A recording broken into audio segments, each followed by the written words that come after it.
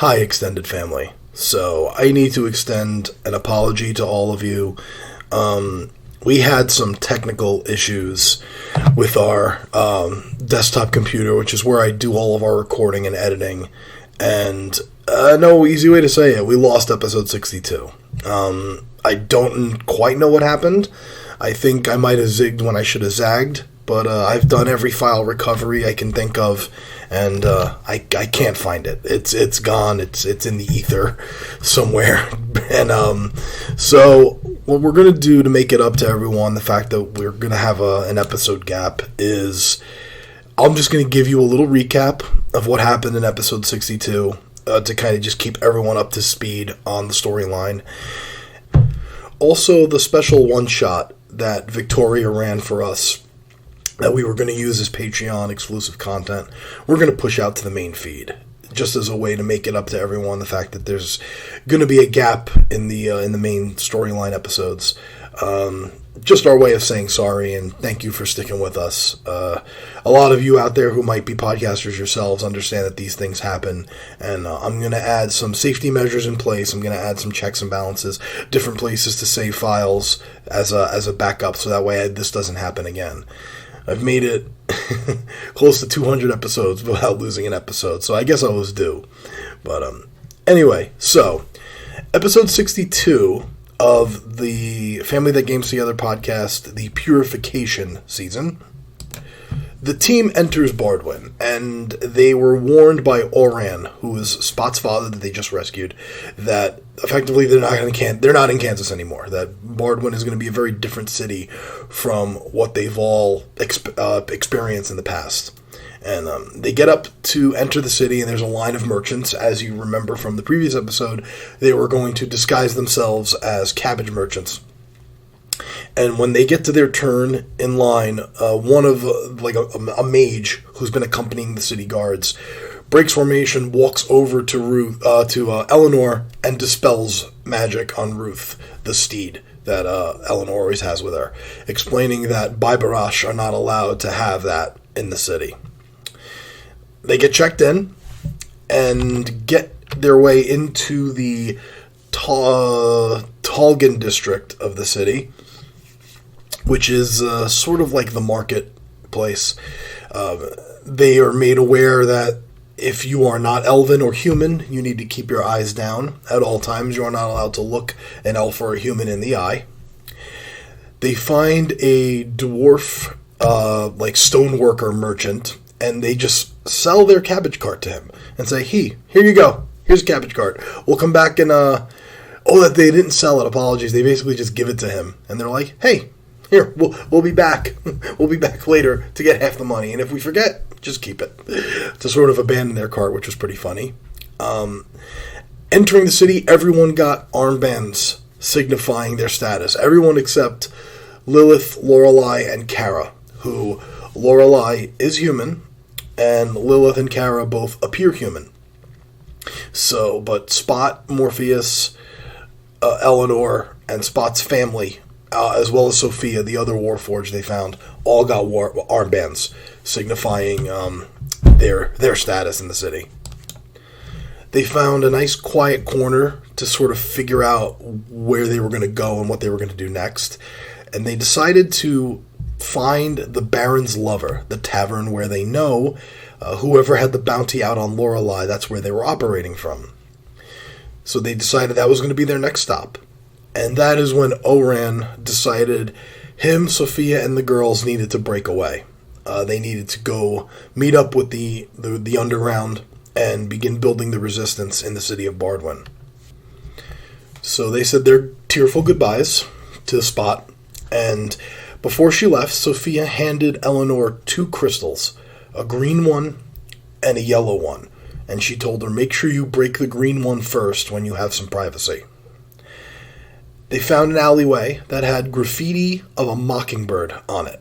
They run down the alleyway, and a half-elf who was appearing to be cleaning off the graffiti stopped, casted a spell, and all of them disappeared, letting Oran, the girl Sophia, find their way to the underground.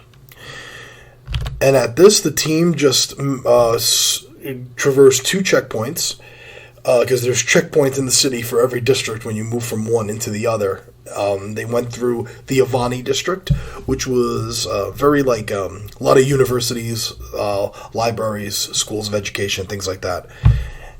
Through there, and then finally into the Bladville district, which is where the quote-unquote Baibarash are, the non-elf and non-human stay. And after traversing that, they got to the Baron's Lover. And that is where that episode stopped, with them right outside the Baron's Lover, ready to go in. And actually, no, they weren't ready to go in yet. They were just kind of talking about, okay, we're here, now what? And then, as I'm wont to do, I went to a break. So that's basically the highlights, the bullet points of the episode. I do apologize again that you're not going to get to hear the team roleplay that out for you the way they do. And like I said, I'm just very sorry. It was a mistake, and I didn't realize what happened until this morning when I went to go post the new episode. So apologies, and just sit tight, and if you want, you can enjoy the one-shot that Victoria DM'd for us. So we'll be back next week with our regularly scheduled content. Take care, everyone.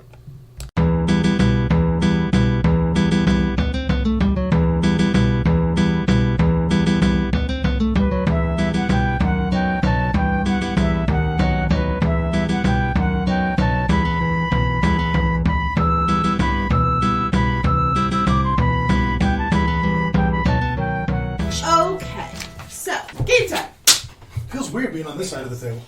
It's weird to have you here, Vin. Oh. Okay, so welcome. I am DM Victoria. Hello, Victoria. Hi, Victoria. Hola. Yeah, whatever. So, anyway, just to do the fastest of recaps, as you guys remember, we are at a place where we're kind of like in a forest, I guess, right? And then we're kind of walking toward... You see Bardwin in the distance. You see Bardwin in the distance. Where we last left off. Yeah. We are in Valoris, the continent of Valoris. Uh-huh. And we are walking in, I guess, the forest, right? As all of us, and I guess, is it midday, or? I forget what time of day it is, but yeah, you rescued your dad, you found that family of peaceful ogres. Yes. Yeah, the baby ogres. Playing hide and seek. Yeah. And you went past them through the forest, and now in the distance you can see the skyline of Bardwin, and that's where we left off. Okay. I'm going to say it's probably around midday, just because it kind of helps my story, so... Anyway. Sure, midday. So, you guys are, you're content, you're happy, everything's going good, you're walking, and we've been trudging along for a while. And as you guys are walking, you notice that the sky is getting brighter, and the sun is really shining down on you pretty strong. And you almost feel like hot on your collar, like, is it hot in here? Like, and the wind is still, like, there's no gusts of wind at all. It's and you just feel this intense heat, and the sky is getting brighter and brighter, and the sun is almost blinding you. And as you feel this like brightness and you kind of close your eyes, you feel a tug in the back of your spine, and it almost like is pulling you backward really fast, and the light is so blinding, and you hear just a whisper in your ear, "You are needed." And then the brightness, your feet are still on the ground, and the brightness is slowly kind of subsiding. And as you open your eyes, you're standing still with all your gear, everything's on you, but around you, you are in an open air temple with the same bright sun in the sky directly above you, shining very brightly, and you're almost like snow blinded at this point. And sitting in front of you is... Babe, can you show them some? I certainly can. Sitting in front of you is this woman. Oh, that's you? Yep. She is a Luxodon. Okay. So, elephant tusks and elephant ears and an elephant trunk. but other than that, a human body, and she is sitting in a deep meditative space, and she just looks like she is holding a star on her chest. Still has her eyes closed, and as you enter this space, you feel the same way, where it's almost like there is no wind, the air is very dry, and you just feel the heat of the sun in this room, and it's almost like when you really need to open a window, you know what I mean? It's just stale and stuffy, right? And she's just sitting there and meditating and holding her cross, and her eyes are still closed. Her cross or her star? Star. It's like a little star on her chest that's glowing and like pulsating. Okay. Lorelei's very confused. She stands there and she's like, wait a minute. And she kind of looks at Eleanor. Is this your doings? Did you do something? Is this you? No, didn't do anything. Please do not disturb the meditation, children. Pardon me. Yeah. Whoa! What are all of you doing here? And at this point, you see it's not your whole party. It's just Lorelei, Morpheus, Eleanor, and a strange person standing next to you. And go ahead, would you like to introduce yourself?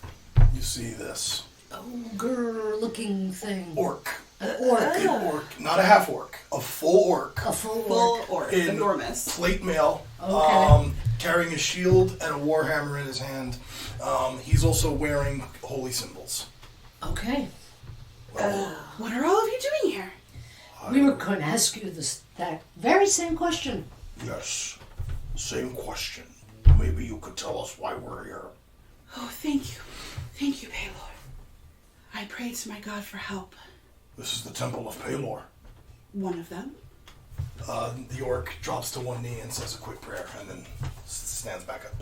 Yes, I prayed to him for help. We are in desperate need of heroes to help our village here. I prayed for help, and I guess he heard me, and he sent me you. Can you pray to him to send me back?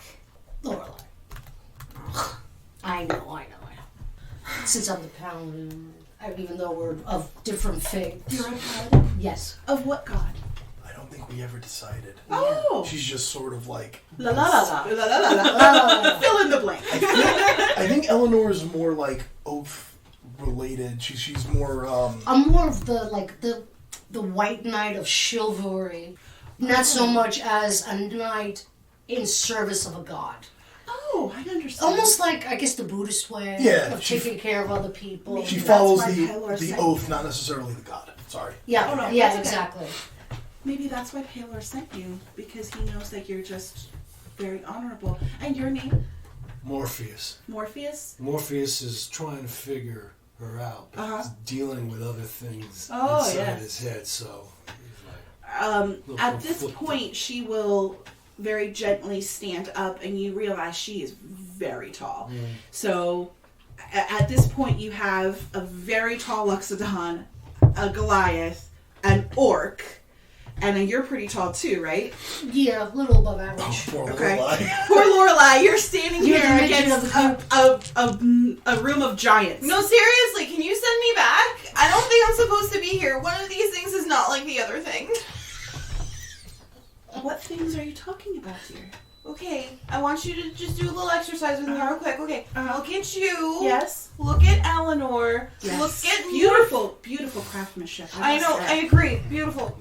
Look at Morpheus. Yes, I see. Hello. Yeah, I met Morpheus. Look at, what's your name? Your Your.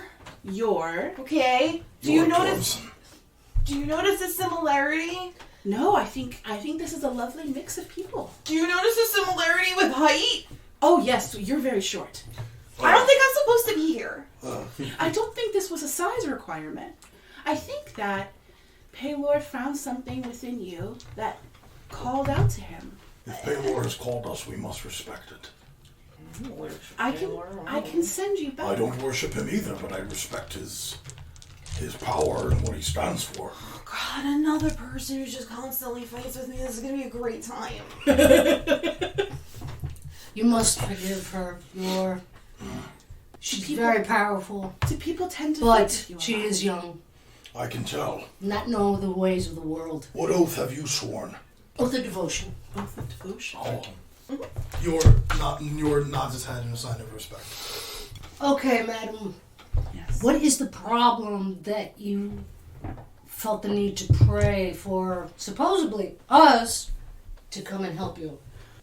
So, my temple here is... I found Pelor when I was a very young girl. I was lost in caves and darkness, and I prayed for the light to help me find my way through the mountain. And I found myself here. And I built this temple with my family. And from here, we've grown a village. Small, but we are very devoted to Pelor. Well, In recent times, maybe about a month or so, maybe more, I don't really keep track. And there's been darkness coming and haunting our village. what form is this darkness taking? We haven't seen them. There were children playing on the outside of the forest and they went missing. We sent villagers to go and find them, and they found them long gone, and it looked like beasts or animals or something had attacked them and killed them, and we thought sadly and unfortunate, and we buried them with respect, and we mourned, but then more people were going missing, and it seemed much more suspicious. Was it children? Was it only children? No, some of them were adults after that. Some villagers have gone out and never returned, trying to find answers. Where are they buried? The children? The ones that you buried. The two children who were attacked and went missing, they're buried over on the other side of the hill. And it only happens on the outskirts of your village? Nothing directly in your village? Correct. Nothing by your temple, in your temple? No, the temple seems to be pretty safe. The temple is higher up in the village. If you look out the window, you can see the village is lower. You'd have to walk down the steps. But there's been, I don't know if you'd understand, but there's been vermin in the woods coming out. Rats and wolves and bats. They're coming out of the forest? Yes, then they've been attacking our crops. Every once in a while at night we can hear the bats flying overhead.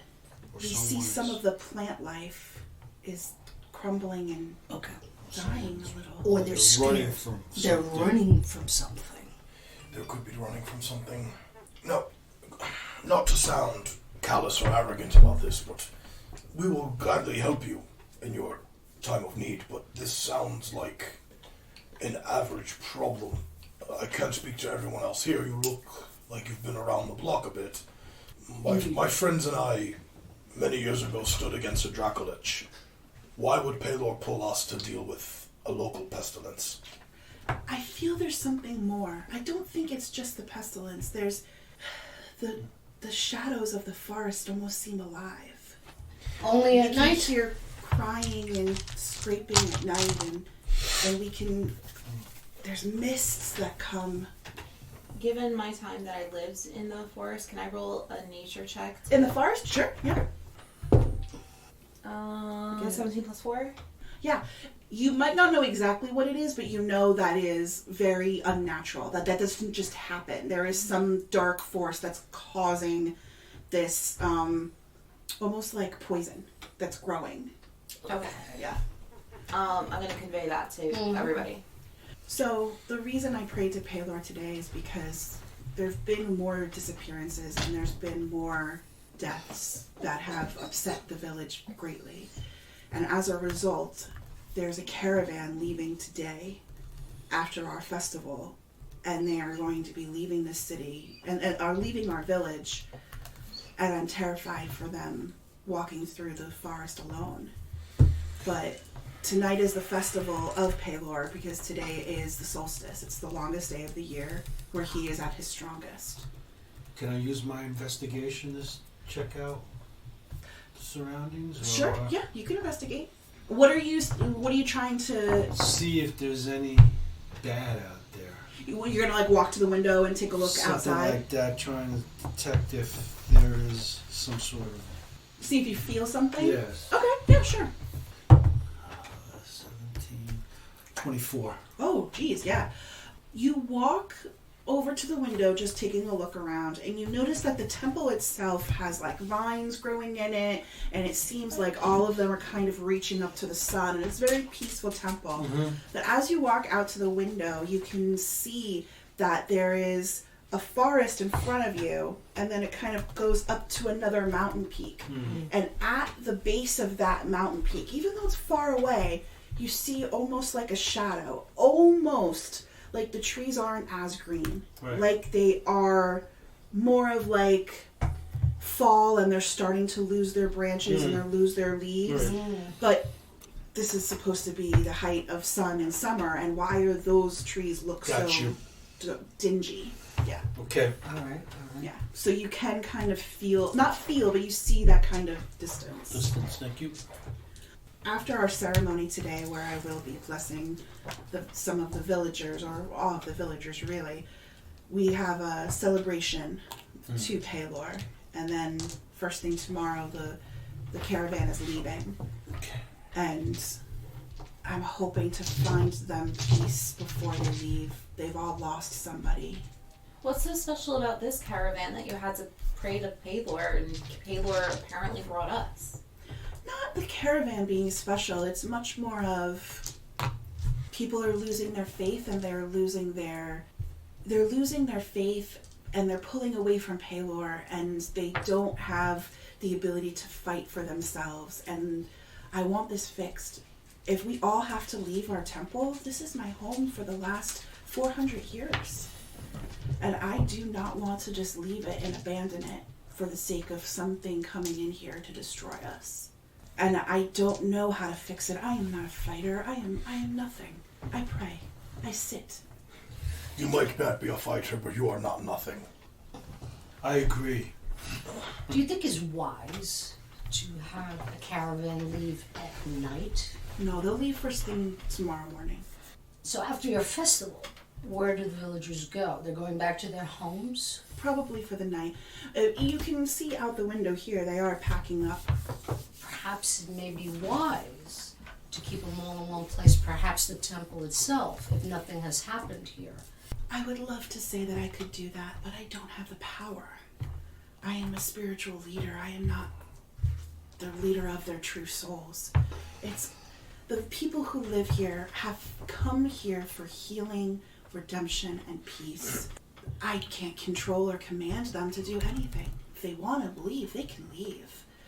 I can give them advice, but that's all. No, I'm not saying about leaving or not. Whatever darkness is roaming around the forest, and if they leave in the morning, who's to say that this darkness doesn't come during the day? And you can have a whole village wiped out. That is why I prayed. I'm glad you understand. It sounds like that we need to do... You want us to exterminate the situation? I think that might be the best. I was praying for warriors. I was praying for someone who was strong enough to help. Someone who was strong enough to do this. We are not warriors. We are a peaceful, God-loving village. I will say the reason I prayed today so much was that today is Paylor's holy day. Yes. And I thought he would hear me today above everybody else. Clearly he did. Okay. I'm still in amazement that you are here. Is there a place we can sort of sit up and catch our breath for the rest of the night? Well, I would say you're welcome here at the temple, and you really are, but in about a few minutes or so, some of the villagers will be climbing the steps to do their ritual for the holy day. As you can see, and now that you've been looking at her, but she's pointing it out now, is that she actually has stripes of like clay that are like painted onto her body. They're kind of crackling now in the sun, and then they're kind of almost like tribal pieces on her. And as she points to her arm, she just says, "Yes, I do this for some of the people in the town. Not all the time, like me. I have them all the time, but for them, it's more of a spiritual blessing for the year." And everyone is in their favorite, golden and you see that she's wearing like deeper pink robes, and you can see there's like a little pool in the middle of the room that has water, but it's mainly like red clay underneath it. And you can see that this red clay is what she uses for her body, for the painting. And then as the clay adheres and kind of flakes off, you can see some of it is flaked off on her arm already, and you can see like a deep tan line from where the clay blocks the sun. So it's like that's how she prays. And then as it kind of falls off of her, that's her ritual. I'm spiritual, but in Yes? a darker manner. What kind of darkness? Tell me. Yours eyes narrow. Yeah. When you say darker. What kind of darkness? Just inner, Inner? trying to control. Oh. She wants to roll. I'm not really opening up. Just Okay. She rolled a 19. She's trying to do an insight. And she's just kind of staring you down. Do you have something that fights you on the inside? yes. Well, if you ever want to talk, I am here. I provide... His hands are yours hands are Check. twisting on his warhammer. You're not a paladin. You're not a paladin, are you? I'm a cleric of Cleric. Yeah. Paladins Cleric and of clerics are a little. Torm. Torm. Oh. I do not worship Palor, but I certainly respect him and his followers. I do not judge anybody's god or anybody's prayer. I accept all. Honestly, we really do accept all here. We're very open. I do Palor, but that's because I found my path that way. And anybody who finds their path has every right. Of course. One of my closest friends is a follower of Bahamut, so... A Bahamut, the dragon. Yes, the silver dragon. Oh, very interesting. So, I respect all gods who walk on the lawful side of the good. Yes. And I don't think I asked, where are all of you from? Where did he pull you from? Valorous. Love it so much. I didn't know if, side note, I didn't know if you wanted to say, like, on our way to Bardwin. Oh, you can say whatever you want. On our way to Bardwin, but from Valorous. From Valorous. Oh, by Bardwin. Okay. Dragon Throne. Dragon Throat. Very different places. Yes, other continent. He Funny, really Morpheus is keeping an eye on you.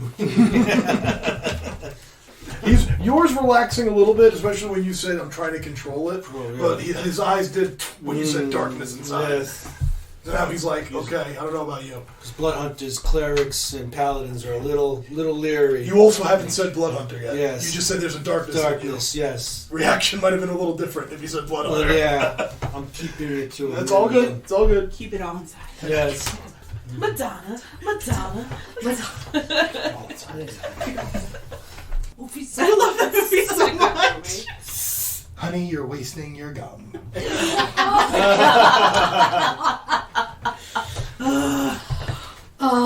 We missed you. Oh, God, yes. All right. So at this point, you guys are kind of chatting. I can bring you down to the village and you can maybe take a look around and if you'd like to investigate some stuff. But very shortly, I will be bringing people in to do this ceremony where I take clay and I just put the sun rays on their cheeks, and then they leave, and then at the party tonight there'll be a large bonfire. There's a party? It's a festival. They're setting up. So in this area, as you walk out, as I'll say, like as you walk out, you can see, and she's telling you all about it as you're walking down these steps, and she's talking about how. There's not a lot of... It's very Caribbean cuisine because there's not a lot of farmland. So you see a lot of, like, plants that don't need a lot of water. You don't see, like, a lot of tomatoes and stuff. You see a lot of, like, starches and a lot of meats. And you see a lot of, like, boar. Okay. You're not going to see, a garden salad. Lettuce isn't going to grow here. Offal, nose-to-tail cooking, that kind of stuff. Yeah, stuff like that. And then... as you walk down the steps, you can see that there is one of those very large pits, and they're throwing in vegetables and stuff, and they're doing the fire roast in the pit with the animal, and then they're covering it, and they're starting to drool. And they're like digging it, and they're like putting all of their meat in the ground with all the hot coals, because they cook through heat and sun and blessing. It's been a while. Like Decent cooking. yeah. Is there dancing? Yes, they'll be dancing. I must say, some of it might be a little more subdued this year because of everything that's going on. Well, it's But- still some sort of fun. Two things. If we're going to be clearly perhaps fighting together, tomorrow. Fighting. I would like an hour of your time before any of you partake of the festivities. Also, I say to Solana, I do not mean to disrespect the dead or anything like that, and I certainly am not going to exhume anyone. But if any of these bodies that you have found are handy, I would like to inspect one. Handy bodies? Yeah, I'm confused by that one too. You're a very interesting person. You want to uninter one of the... No, I do not. But if there's perhaps one that has not been laid to rest yet. I know that there was supposed to be a burial tomorrow morning. I will ask if it's to be respectful. I would like to join you. Yeah, Of I would course. too. I will speak to the family. Please give me a few moments. Of course. Now, at this point, I want to describe a little bit of the scene. You see people on one side of the town that are setting up booths, and musicians are dusting off the stage kind of thing. And you see people have already hung streamers of yellows and pinks and reds and oranges. And you see some kids skipping around, and you see a lot of other, lively activity. A lot of festiveness. A lot of festiveness. But then you see on the other side of town, a little bit down the way, you see a caravan setting up. And most of the people are wearing dark robes. And not black, but dark. In comparison. Almost like blood red. From happiness to the almost disgruntled.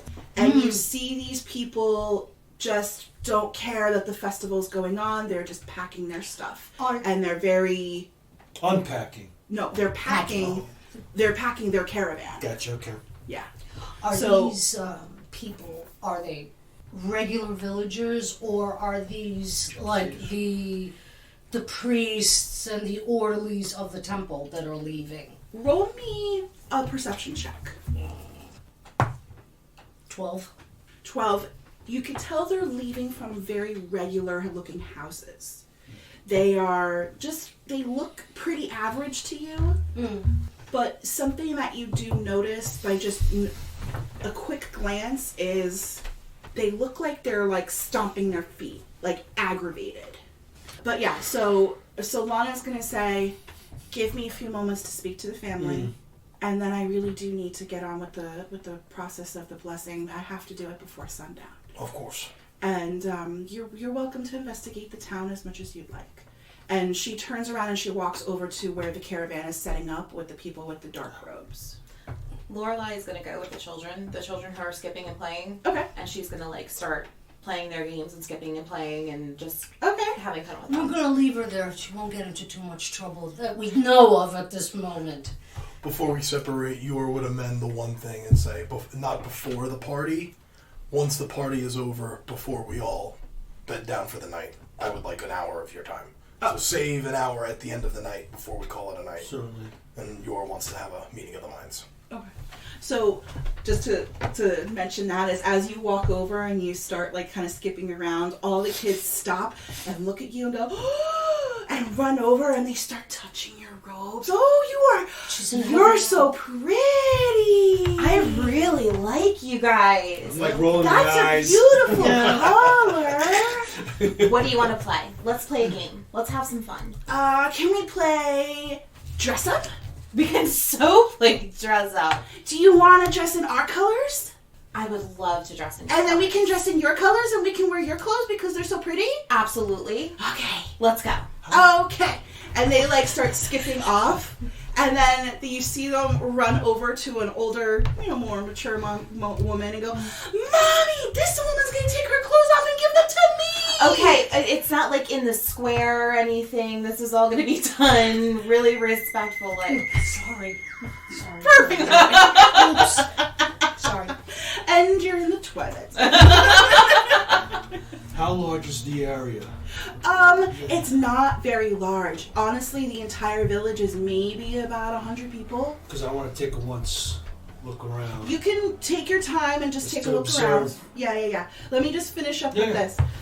So the mother kind of looks at you and you explain yourself, and then you guys can step into the house and play dress up, and they want to do your hair and they want to put little ribbons and bows. And I'll do theirs and just having. And then when you're all dressed up, they'll take you out. Do you want to come and you want to get your sun rays with us? I would love to get sun rays. Okay. Let's go. Okay. And then we can't go now. Oh. When do we go? When Madame Solana calls us. Okay. Well, let's play a game and wait for Madame Solana to call you. Okay. And then they're doing that thing where the kid doesn't know what game they want to play, and they're just listing, you stand here and I'm going to stand there. No, don't stand there. You have to stand over there. And then it's like, now I'm going to throw you the ball, but not like that. You have to throw the ball to this person. Oh, the Alexander special? The Alexander special.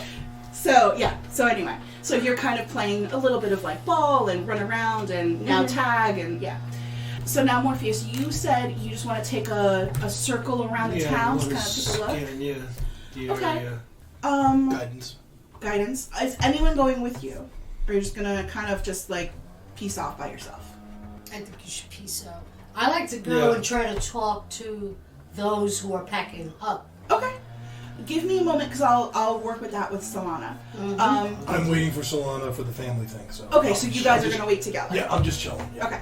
So then Morpheus, as you are just kind of like, give me a second, and you just kind of walk off. Right.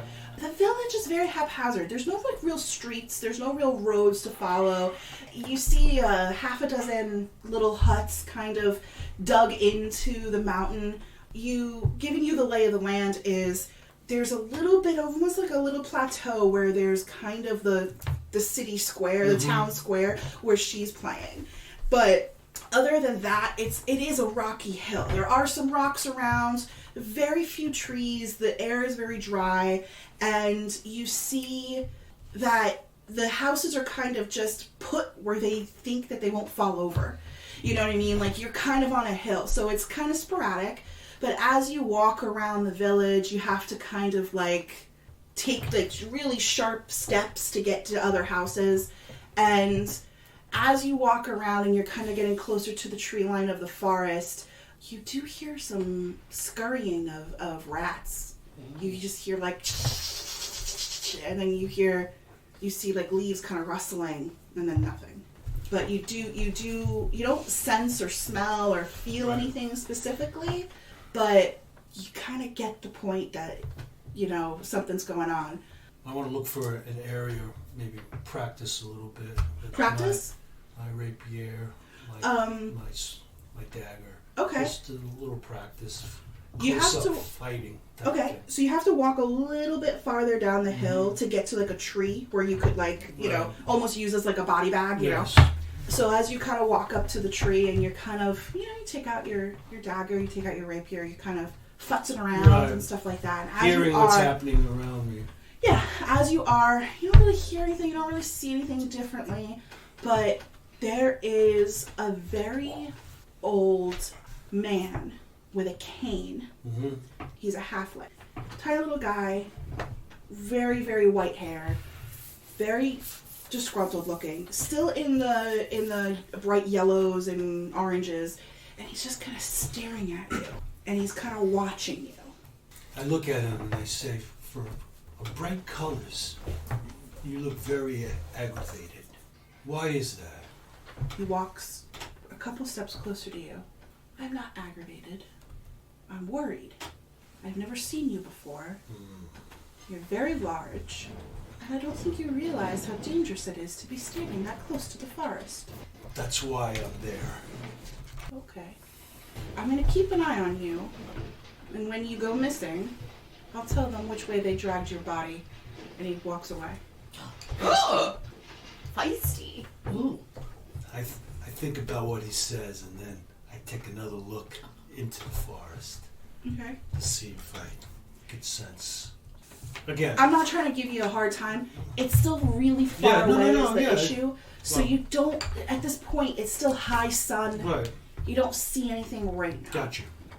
But no, I definitely want you to keep that train of thought. Right. Yeah. But it's still like, it's a little too, a little too high sun. Maybe something's not going on yet. Okay. Don't be so apologetic, babe.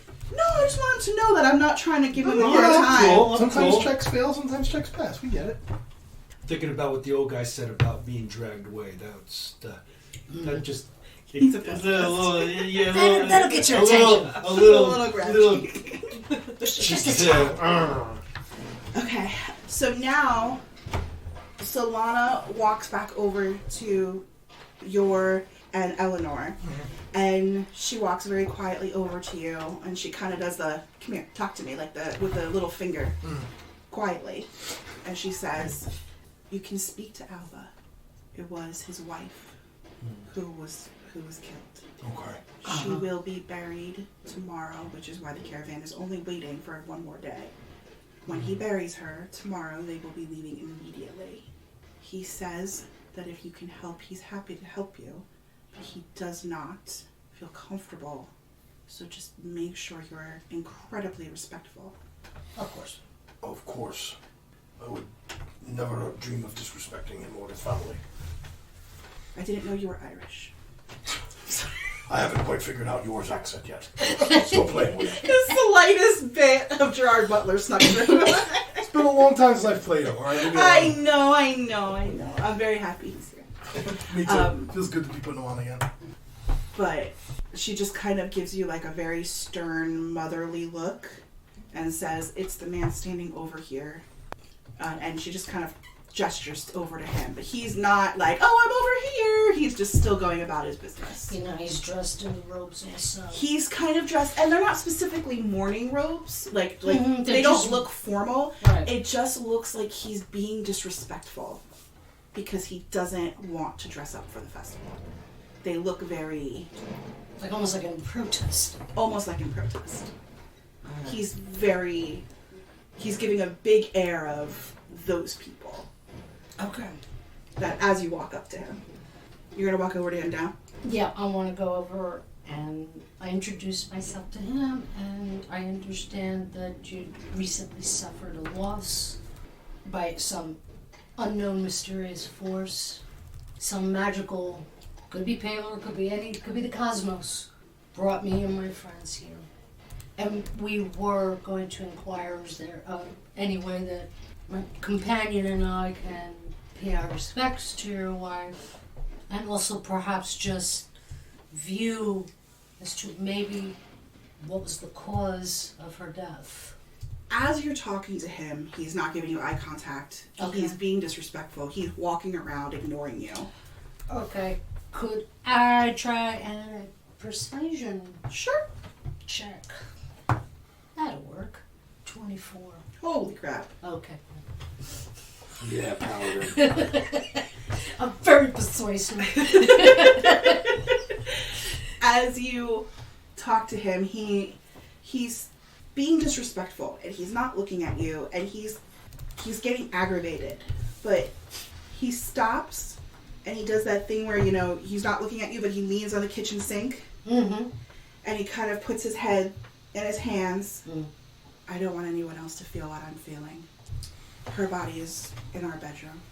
Don't tell me. I don't want to know. But help anybody who you can.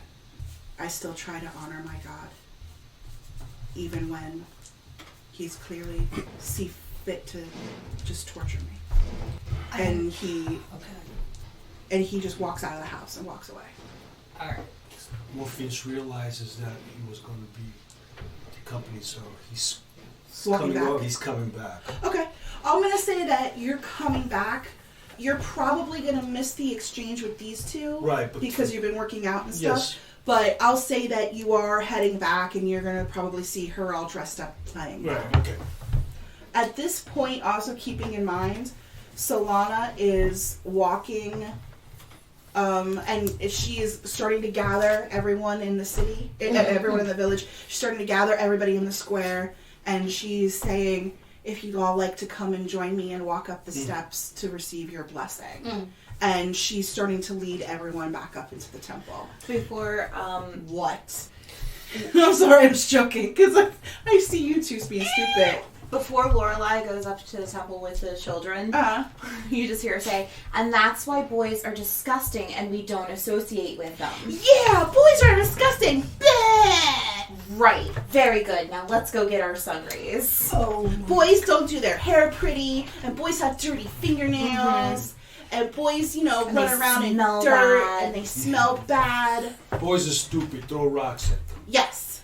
Very good. Let's go get our summaries. Okay. When everyone goes in for the blessing, yours going to go into the person's house. Yes. Yes. I'll wait till everyone's out of the way, and then Eleanor and I will sneak in and do what we gotta More do. of a discreet thing. We're just waiting. So you're gonna walk in, and nobody's in the room. He actually, the whole house is empty right now. So nobody is there, and there's a woman who is laying in dark cloths, but over her face is a white shroud. Okay. I would like to examine the body. Okay. Investigation. Your call. Could be investigation, could be medicine. Whatever you're better at, actually. I like that answer. I will cast guidance on myself. Okay. Is there anything that you specifically want to do as well? Fungal. Oh, no, if I should cast Divine Sense. Oh. I'm just wondering, maybe I should. Is that only to find living people, or would it give you a sense of... Yeah, you know the location of any celestial, fiend, or undead within 60 feet. 60 feet. Mm-hmm. Oh. I can know what type it is, but not a specific. Like, I could tell there's a fiend, but I don't necessarily know it's Waldo the Fiend. You know what I mean? Please make a character Waldo the Fiend. Yes, I will. I could do this 4 times, so per long rest. Yeah, I'm going to cast Divine Sense. Okay. Am I sensing anything about the body or the surroundings? I know it's a spell, and I want to help you with it. I know it's like you're using a spell slot, and I want to help you with it. So... Is that a spell slot, or is that just an action? I thought it was a... Divine Sense. I forget if it's a spell slot or if it's like your charisma plus 1 times long. It is. Okay. Oh, so it's a different device. It's the ranger one that uses a spell slot. Oh, you're good. Okay. It's very similar to a ranger ability called Primeval Awareness. One is based on your charisma, one is based This is on my charisma. One uses a spell slot. I confused the two as well. So this is only 60 feet, but the other one is miles or something. The other one's within my, but that uses a spell slot. Primeval Awareness. Okay, I got it. Okay. So you don't sense a being or a creature. Okay. But do me a favor, because you are really investigating it. I would do some sort of another medicine check. Try a medicine? Guidance. Okay. You can add a D4. You can add a D4. Almost like a bless. Oh, okay. It's like a one-time bless. Okay. Yeah, so I'll cast guidance on Eleanor. Hopefully the gods bless you with better luck than I had. Yeah. That's a double digit, right? That's better than I did. Barely. 12? A 12? Okay. That's 3 whole better than I did. Okay. So, as you guys look over the body... Wait, what did you get? 9. Ooh. As you guys look over the body, and you are very gently investigating it, you see bite marks. Oh. What kind of bite marks? That was the medicine check. I'm not going to give it to you because you guys rolled low. But Okay. Where am I it's now, not. Morpheus? You are... It all depends. I'm going to say that you are in the town square at this Because I point. want to head to the You can either... You knew that they were going to wait and talk to somebody in the caravan, so you can either follow them or you can follow up to get the blessing. wherever the body is. Where the body is? Okay, so I'm going to say... I'm going to give them a couple minutes, but you can arrive in a couple minutes. Excuse me. So, in your first initial assessment, as you guys are looking at it, you see bite marks, but they are not animal. They are not an animal bite mark. It's not like a wolf or a dog. Like, you don't see big canines or rippings. It's just singular bite marks. Human, orc, barbarian. What is it? Does it look like a bird going like this? No. I would say Where are the bite marks located? they are located on, you see 3 on the neck, you see a few on the leg, kind of toward the center of the leg on the upper thigh, and then you see 1 or 2 of them, Minnie knows what this is. and it looks weird. It looks almost like a chunk is missing out of one of the legs. That's interesting. But with a knife. A clean cut. Oh. Okay, so not bitten and chewed off, more than sliced off. like a butcher. Yeah. Oh. Some Sweeney Todd shit. Yeah, I was just gonna say. I was gonna start singing Sweeney Todd. My friends. Because you guys need help. Barbara Fleet Street. I love it. Because you guys need help, I'm going to say Morpheus does arrive kind of at this time. You hear big clonking boots outside. Big clonking boots kind of like, hello? You kind of hear him showing up. You roll me a medicine check with advantage. You can also add a d4 because I'm adding guidance. 17, there 18, 22. 22. Okay. You come in, and you are a tracker. You're a hunter. And you look around, you go, hey, that's a vampire. Yep. But... that's what Vin thought. Why is there like a chunk missing out of the leg? Yeah, that kind of terrifies me, not gonna lie. That doesn't make sense to you at all. But Especially a slice. But as you walk in, you see the bites are very deliberate.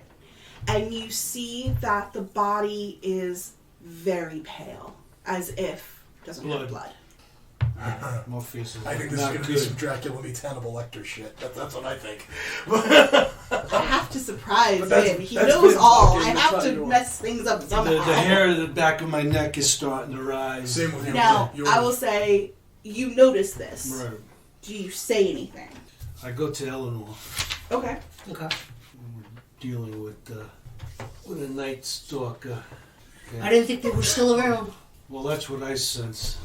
Oh. Blood is drawn from the body. It's been a long time since I've come up against one of those. I never did. I wonder if they should go. I'm just talking off the top of my head. Never faced it, only heard stories, but this is what I sense. I'm wondering if the festival would be a good idea. If it is a vampire, obviously they come out at night. It's a good idea to draw them in, and we can take care of them. We need to set up a perimeter. Or try. That's a wonderful idea. At this point, I'm going to say you guys have these little conversations. I'm going to say you have this conversation as you guys are leaving. Right. Yeah. And she's still out. She's still out. She's playing. She's upstairs at the temple at this point. So the temple is up on like 100 steps. Like it is way up on the tippy top of the mountain. And the temple is not large. It is very intimate. Inside, it's just almost looks like ruins. Like it's the walls are just there, but it's completely open sky. The plants have kind of almost taken it into themselves, and you just see this small pool of wet clay, you know. And as you are waiting with the girls and everything, you realize that as you kind of take those last few steps into the temple, it's like Ash Wednesday. Everyone is walking up, sitting in front of Solana. She takes the mud and she does these 2 lines on their face. She puts her hand on their head and she looks up to the sky, and then the next person and the next person. So it's a very peaceful blessing. As you walk up to be respectful, she does the same thing to you, and then you kind of move along. I'm going to say you have, roll me a d12. 7? You have 7 temporary hit points. Oh. Wow. And everyone kind of, you feel almost like a warmth that hit your cheeks, but it's lingering more than the sun. You know, it feels like that sun warmth. Like when you go to the beach and you come home, you still feel the sun on your face. But not like a burn. Not like a burn, just like a soothing, like a peaceful. And everyone is, you know, a big train of people, and everyone walks back down into the square. And almost immediately, as soon as you walk back downstairs, at this point, the rest of your team is coming back into the square, and music starts up. Food is being fire roasted, and they're in full swing. So Lorelei goes back to her party, and she's like, "You like my new outfit? It's lovely." So the party's about to start. You guys want to get something to eat? Think we should have something to tell her? I think so. Yeah, it's probably best she hears it now. Yep. Here's what. I just want to be clear, as you guys are doing this, there's buzzing all around you. There's buzzing of people all around you. They're digging up the food. They're doing all this stuff. People are gathering around, and music and laughter and blah blah blah blah, and everything's really noisy all standing around you. Yes, let's try and get this into a place of privacy. No need to cause a panic. No need to yell. No. One of the little girls comes up and runs and pulls on your door. Where are you going? I just have to go up for just a second, but promise me you stay with your mommy. I'll stay with my mommy, but are you gonna come play with me? I don't really want to play with. What is wrong with that child? Being a child. There's nothing wrong with that child. What's wrong with you? You're really big. Yes, I am. I've always been big. Did you get your sun rays? Why don't you have your sun rays? I don't even know what that means. Look at my chicks! Why don't you have your sun rays? What are sun rays? She points to her teeth. War paint. Okay, how do I get these sun rays? You have to go, Madam Solana, and you have to say, I would like to have the sun rays on my cheeks. I will gladly do that, but may I borrow your friend for one moment? Can I come? No. There's big people talk. Lorelei leans down and she kind of like holds the child to like focus her. Are they all like this? Okay. I will be back. I just have to go off with these people for just a second. Ones that Let's are stay not by trained. your mommy, okay? Okay. Don't go wander off. Can I tell you something before you go? Sure. You're my best friend. You're my best friend too. Okay. Okay, go stay by your mommy. All right, fine. My mom's boring. And she walks away. Most are. Okay. So, I guess we And tell all of you go, oh. She's so cute. Yes, she's adorable. We need to tell you about that. Try not to be too sarcastic. Okay, So you said you wanted to find someplace private to talk? Yeah, so I guess we walk, like towards the edge of where the revelry is happening, where it's a little more quiet, and then we tell her what the situation is. Got it. And what we're planning on doing, some perimeter outside of where the party is, and see what happens. Okay. All right. So now Lorelei's aware. Vampire. Yeah. I never experienced one before. Quite the opposite of fun. I would think so. Do you have any words of advice? Have you ever fought with one before? Are you able to do any sort of damage that is like a sunburst, like a radiant type of damage? Because that is what we will need. Your divine smite does it. Yeah. Oh, okay. That's me talking. Oh, okay, because I thought it was like sharing smite. I was going to say she knows. Oh, I'm sorry. I thought it was the searing smite. That might do it too. If you want to look that up, that might. It's fire damage. Oh, that's fire. No, we're specifically radiant. It has to be radiant. About lightning. I mean, damage is good, but radiant. Thunder. Radiant shuts off a vampire's ability to regenerate. Okay, so the divine. Vampires can heal every turn they can regenerate. Radiant shuts that off. We won't be able to do that. Well, I do have something that will. I mean, lightning damage is good, fire damage is good, but radiant really will knock it off. It shuts that off. As the paladin and the cleric are talking about, whose penis is bigger, Lorelei. I was giving legitimate advice. Lorelei kind of holds onto her necklace and she silently whispers, "Deianira, whatever happens, have it happen to me and not the children." Oh, okay. So she's just she's not doing it so loud so that anyone can hear. She's just kind of having a private conversation with Deianira. Okay. Okay. So we can't hear that. No. You just see her like that. Right. Gotcha. Okay. You do, and she's always around? She's always around, like she circles until her action to go invisible. Yeah, but she's always around. She just listens. She's good that way. She's a good friend. So the party is getting into full swing, and now it hasn't been very long, but the sun is actually starting to oddly set because maybe the days are shorter here, So the sky is getting very warm and full of deep oranges and everything like that. And then as the sun is heading over to that deeper color, you hear everyone kind of off to the side of you. You hear, 1, 2, 3, and then you hear whoosh, and a huge bonfire is lit. Cool. And the party is still going. Okay, so I guess we should try and set up our perimeter. Start looking, because the sun has gone down, I'm assuming. We're just about there. The sun is getting very orangey, so okay. There's still a little bit of sunlight I think it's a good idea we start doing the perimeter checks now, because at least we could see the normal. Because if then we start going with the sun goes down, then we can be a little bit more aware. That's an excellent idea. Lorelei talks to Eleanor for just a second before there's like a perimeter thing, and she looks over at the caravan that's packing up and how they're dressed in these dark reds while everybody else is in the pinks and yellows and oranges. She goes to Eleanor, "Isn't that strange?" What do you find strange?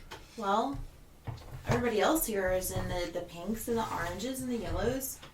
You will also take notice that everybody who went up to the temple, they weren't part of them. Those deeper colors, they didn't go and get their blessing. And there's maybe about, I want to say 7 of them. And given that we're somewhat dealing with a dark entity who has a bloodlust, doesn't that look like the color of blood to you? I have thought about it. I don't trust them.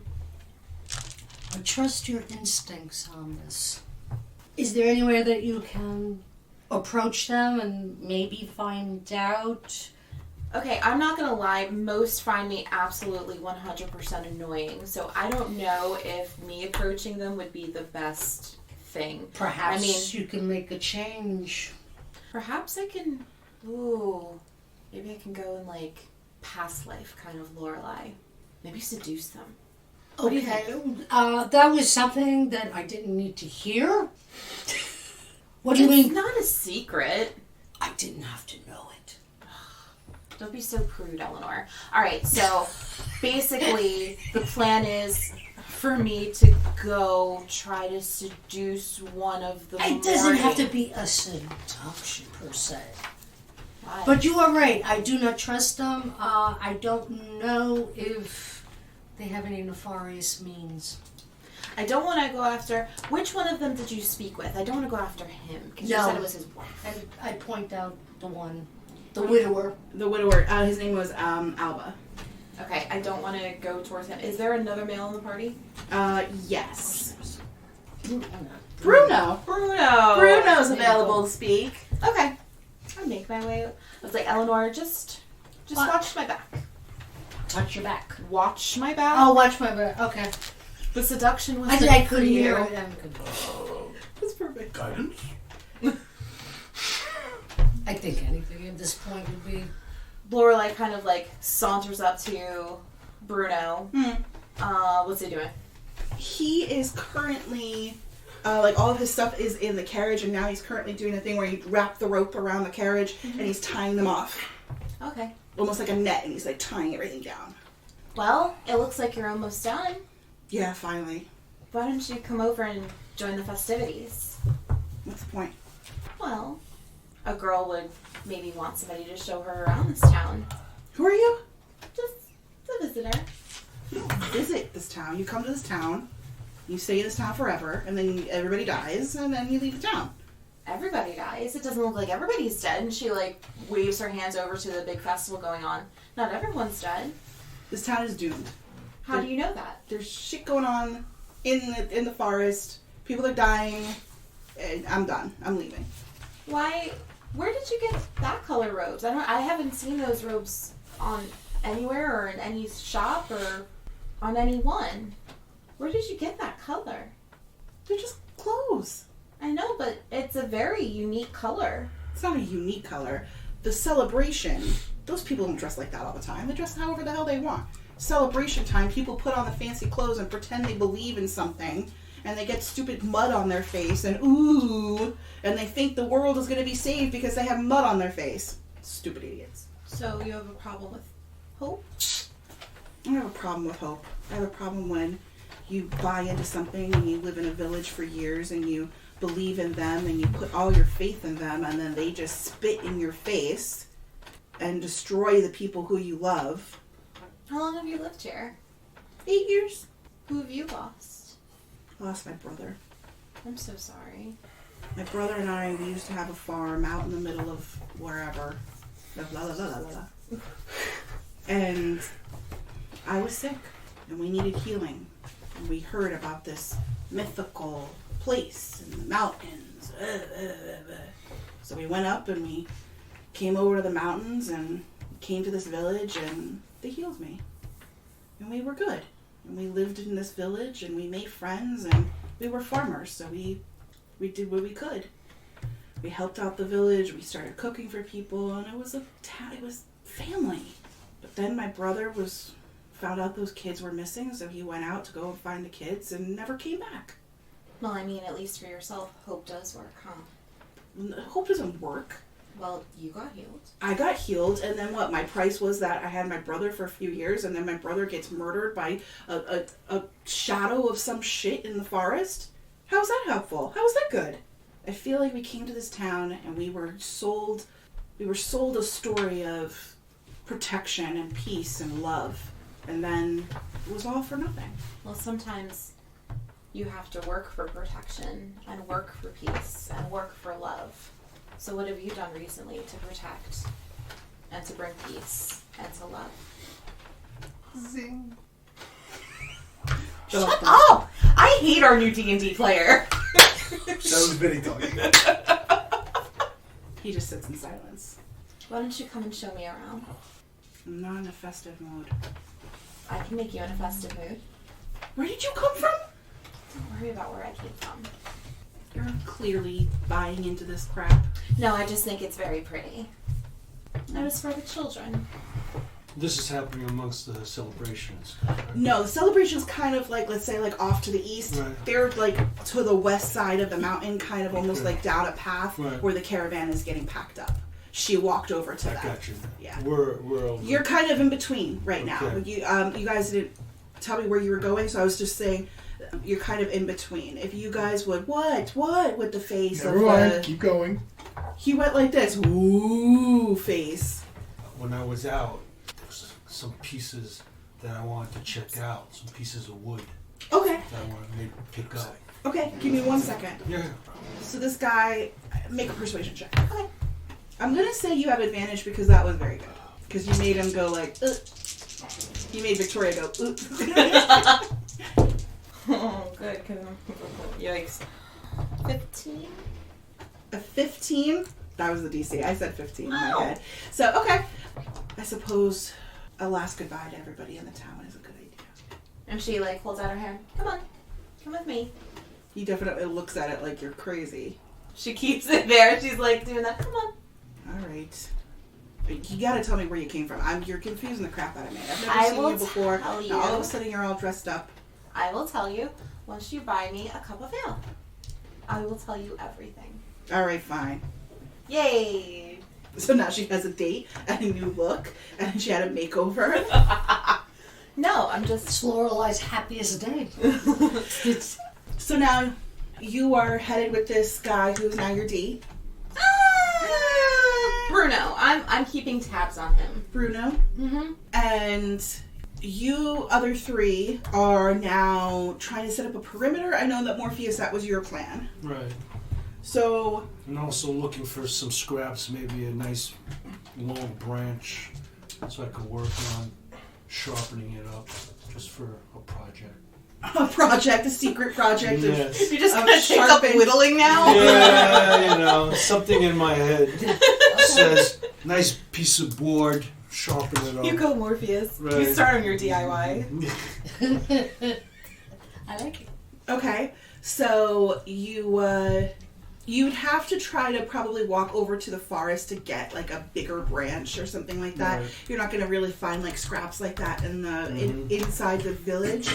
So to do that, you'd probably be walking outside. Now you want to set up a perimeter to keep an eye on the forest as the sun is going down. Yes. Yeah. Yes. Okay. So I didn't really make a map. Sorry, I should have done it when we took a break. But do you want me to try to lay out a little bit of the city, or do you want me just to tell you there's about 3 or 4 entrances, and you're kind of keeping an eye on them. Yeah, That's fine. That'll be That's fine. Yeah, quick. The way that I picture it is that, like, there's the center of town here, the up the hill. If this is the plateau, this is where everyone kind of is. Up the hill to the north is where the temple is, and then down the hill, there's probably, let's say, 3 kind of ways out of the town, like main road-ishes. And one of them goes off to the east, which is where the caravan is. And then there's another 2, we'll just say, south and west. Okay. Does that make a little sense? Yes. Okay. Yes. I'm going to say off to the west is a very steep walkway. So I'm going to say, Morpheus, that's where you were before. Right. Where you can't, it's not just like a nice little road where you could walk down. It's almost like a Jacob's ladder where you kind of got to walk back and forth on a steep Right. incline, and the staircase is narrow. And Okay. you kind of got to like walk back and forth. But when you get down the hill, like there's more houses kind of dug into the hill. So now I'm guessing you guys are kind of split up. Yeah. You'll be in the center. Just to give you insight into what Lorelei is thinking, Uh-huh. though, while the rest of them are taking like a perimeter kind of on the outside, she kind of, with her person that she's keeping tabs on, wants to like weave on the inside to just like keep eyes on everything and everyone on the inside. So not necessarily out on the outside, just making her way through the inside of the crowd. Got it. Okay. So then, I know you guys haven't really talked about it, but I think like you're going to be kind of in the center, and then now between and Eleanor and Morpheus, how do you guys want to divide up the other 3 entrances into the village? We have like a lower sloping long hill that's where the caravan is setting up. Then we have kind of a medium hill going into the forest to the south, and then a very steep, almost rocky cliff headed from the west side. Well, if Lorelei is sort of milling about the party, she could be our person on the inside. Absolutely. Each of us should take one of those entrances. Yes. Okay. I have no preference. I'll go to whichever one you want me at. Alright. You want to get some sticks, I would recommend you to either the south or the The condensed Or the west. forest, I'll go. Okay. Even I would though say then knowing to the that south. this might be a problem, Yeah. I'll still go anyway.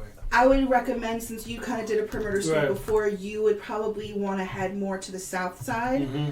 because that is where the forest is, and that's where you saw the darkness, was Okay. out toward the south. Yes. Okay. No, I forgot to let these guys know, but that's off. I'm sure as you guys are setting this up, Yeah. you'll probably discuss Right, it. okay. It's always good to have the highest ground possible. So, where Morpheus is going, is that the highest ground? Or is it one of the other entrances that you get to the highest ground? So, this is the town square, okay? So, up on this side, going up the hill, is where the temple is. Those are the stairs. There is a long sloping way where the wagons are, and it goes all down. No. And then this is going to be a little bit tougher of a hill, and then it goes into a thicker forest, and it is, and that's all going down, and then there's a very sharp cliff almost on this side. Of Okay, so actually the temple this- is your high ground. The temple is the highest ground, and they're Okay, actually at the vantage point up at this point as well. Okay, that's what I wanted to know. And there's houses kind of dotted all around down here. Gotcha. I'll take the road that heads down. Where the caravan is? Yeah, Okay. but I want to be like not on the road. I want to be like in the tree line, just in the tree line, not deep into it, but maybe 10, 20 yards in it, Okay. walking around. That sounds good. That sounds Okay. good. And now you're left to go onto the rocky cliff. I'll take the rocky cliff. Okay. So the rocky cliff, it's only about a person's width, and as a orc, Just enough. you're a big boy. He's the cork. Yeah, you're the cork orc. Mechanically, I'm medium. No, I'm just saying, like you fill up the walkway. Okay. Okay. I'll fill that one away. And I don't know if you heard me before, but from where the town square is, you gotta kind of go back and forth because it's such a rocky cliff, and there are steps that are carved into the rock. Okay. Okay. So would you be hanging up at the top, at the bottom, Oh, at the top. at the top? At the top. High ground. like High she ground. said. Okay. And then everyone is just kind of milling about for a while. Can you guys each describe to me, are you trying to be quiet? Are you trying to be more perceptive? Are you sitting? Are you standing? Perceptive. Okay. Perceptive. Are you trying to be quiet? No. I'm trying to be visible. You're trying to be visible. I want to look like a sentry. Okay. With my size and I'm not very... Clankiness? Yeah. Okay. I try to be as quiet as I can. I do small, slow steps. Okay. Back and forth, not very much. Sword at the ready. Okay. Morpheus, he's With him. camouflaged, but I'm doing my work knowing that there's a possibility of some danger. Alright, so you're kind of like doing that carving, but also keeping an eye out. Keeping an eye out. Okay. Yeah. So with Lorelei, she's kind of using her background to make small talk Mhm. with Bruno, Okay. but staying very like alert and perceptive, like always having her head on a swivel, Okay. but still like not leading on to the person she's accompanying that she's looking out for anything. Got it. Okay. Because you guys have all divided up, I'm going to have to take you guys through things a little bit separately. So I'm just going to go sweeping around the room as we go, okay? Mm-hmm. Unless I need to break up something. Mhm. So I am going to start with a full roll of perception checks while you guys are out there. No advantages, just perception. Oh, I'm rolling garbage today, boys. Okay. Lorelei. 17. 17. Very good. Whatever. 12. 12. 16. 16. 13. 13. All good, guys. All good. Okay. So Lorelei, going through the room, I'm starting with you. You are having a good time, but you're very aware of something is something is amiss. You're doing good, but you're natural at this. This is easy for you. So you can keep a conversation going and also pay attention. And the sun has now fully set. And the real true light of this whole area is from the bonfire. Mm-hmm. And you kind of have to keep refocusing yourself. But as you're sitting there, you hear a from above your head. Mm-hmm. And using your perception check, you see a bat fly overhead. Mm-hmm. Okay. Doesn't buzz anybody. You hear the flapping of little tiny wings. Can I, given that I've been looking around, where are the children? Or where was the one at least that I was really with? The children, everybody, almost everybody. There's maybe about 80 people in the center of the town right now, and the kids are just mixed in with their parents are attentive. They're just playing. Okay. I want to look at Bruno, saying, "Did you hear that? Hear what? You didn't hear anything above us?" Above us. I did hear. I told you. This place is cursed. What do you know about this curse? I am only speculating. I don't know anything. I feel as though something has gone wrong because this darkness is above us. Anytime there's darkness, I hear bats or mice and clawing and gnawing. Can I roll to see if I think he's telling the truth? I think it's insight. Insight. 16. He feels dejected, Mm-hmm. but he's only speculating. But he feels like he doesn't know anything extra. He just it's something that he feels. It's not really a truth. He's not speaking from a true knowledge. Okay. I want to make my way to Eleanor. Okay, Eleanor is off toward the carts where he was first, where Okay. you met him. So I tell him I want to make my way to my friend. So we're leaving finally? Fantastic. How far away are we all? Pretty far. Yeah. You're all pretty far away from each other. Not within speaking distance. Yes. Okay. Not within speaking distance or really even sight of each other. Because there's Not on sight. Okay. not within sight of Not each within other. sight, okay. You know where you guys were because you talked about it, Mhm. but you don't have sight on each other because there's things in the way. You're down mountains, you're over here, you're over there. You might be able to see where he is from the center of town, but now you have your back to him as you're walking away. Okay. Okay. So then you said you rolled a 12? 12. Okay. You don't really notice anything. It's kind of it's still quiet, but you, as a paladin and as an experienced Cleric. as a cleric and as an experienced fighter, you feel the darkness is very dark. Does that make sense? Yes. You don't see any discernible light in the forest. It almost is like so dark. There's no dusk that looks in front of you. Almost unnaturally dark. Yes. Wow. But that's it. Like For the someone's night is dark and full covering of terror. the Yes. sun. Someone's covering the light. Yes. Something. You don't see anything moving or approaching or anything like that. It's just like, yeah, something's wrong here. Okay, now going to Morpheus. You are whittling. You're doing good. Same eerie feeling, but nothing new. And now, Eleanor, as you are standing there, you have a good beat on stuff. But one of the things that you see is her and her date are moving toward you. So Lorelei is coming down the mountain to see you. Alright. Am I feeling the same thing with the night? Yes. Then I want to do Divine Sense. Okay. Am I picking up Undead. Celestial Fiend or Undead within 60 feet? 60 feet. Sure, why not? What am I sensing? Within 60 feet, I would say What am I getting? you're getting undead, Okay. and you're going to be getting 5 undead that you feel in front of you. Oh boy. Okay. In the darkness. Since I cast it, is there any in this area anything desecrated or consecrated?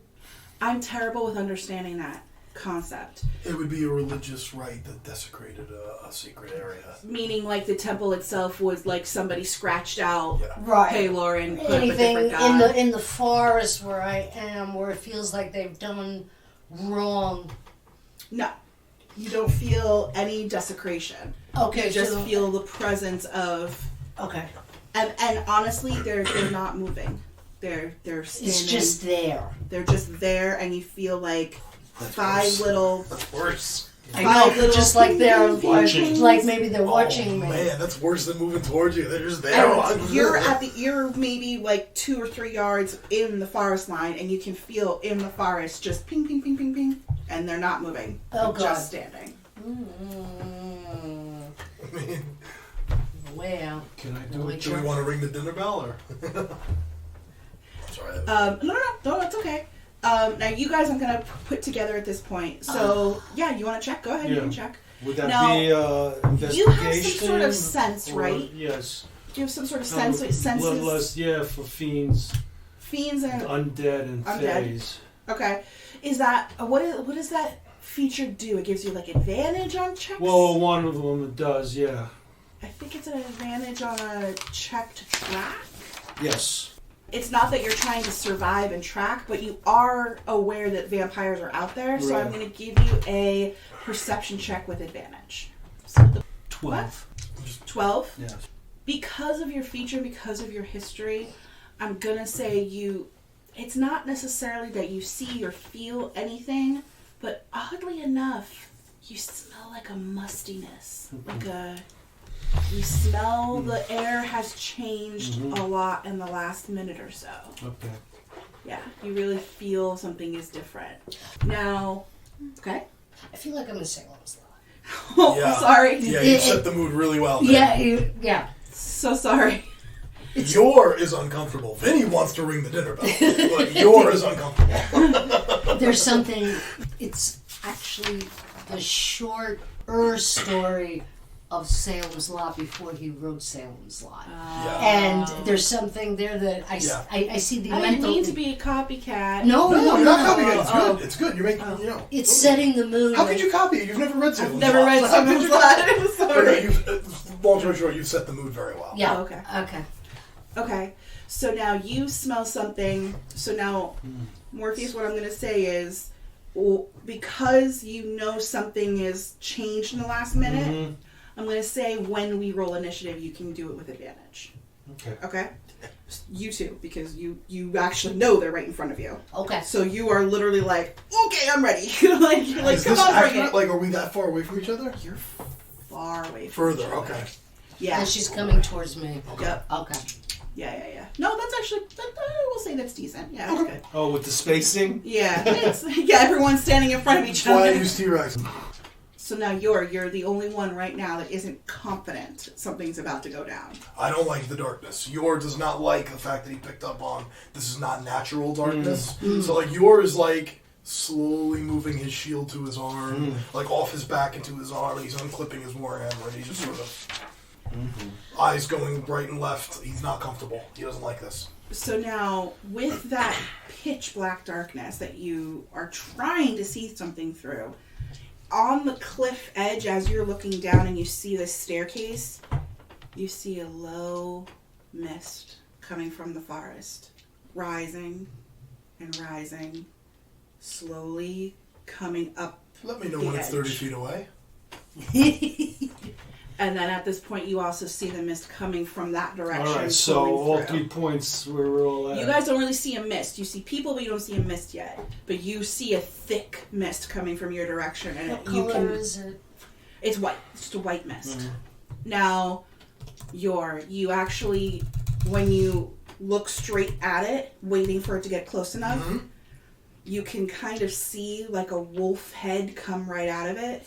Sacred flame. And you hear howls of wolves in the forest. Ooh. And then you feel those 5 presents come at you, and you see movement come at you. Oh, great. But you only see the mist right now. Sacred flame. I wasn't being a smartass. With sacred flame. Wolves howling. Wolves Can Morpheus hear? You can hear, everybody can hear the wolves. Wolves The whole howling, forest okay. from all directions. I'm going to cast sacred flame, and I'm going to yell, "Get the children in the temple." Yes.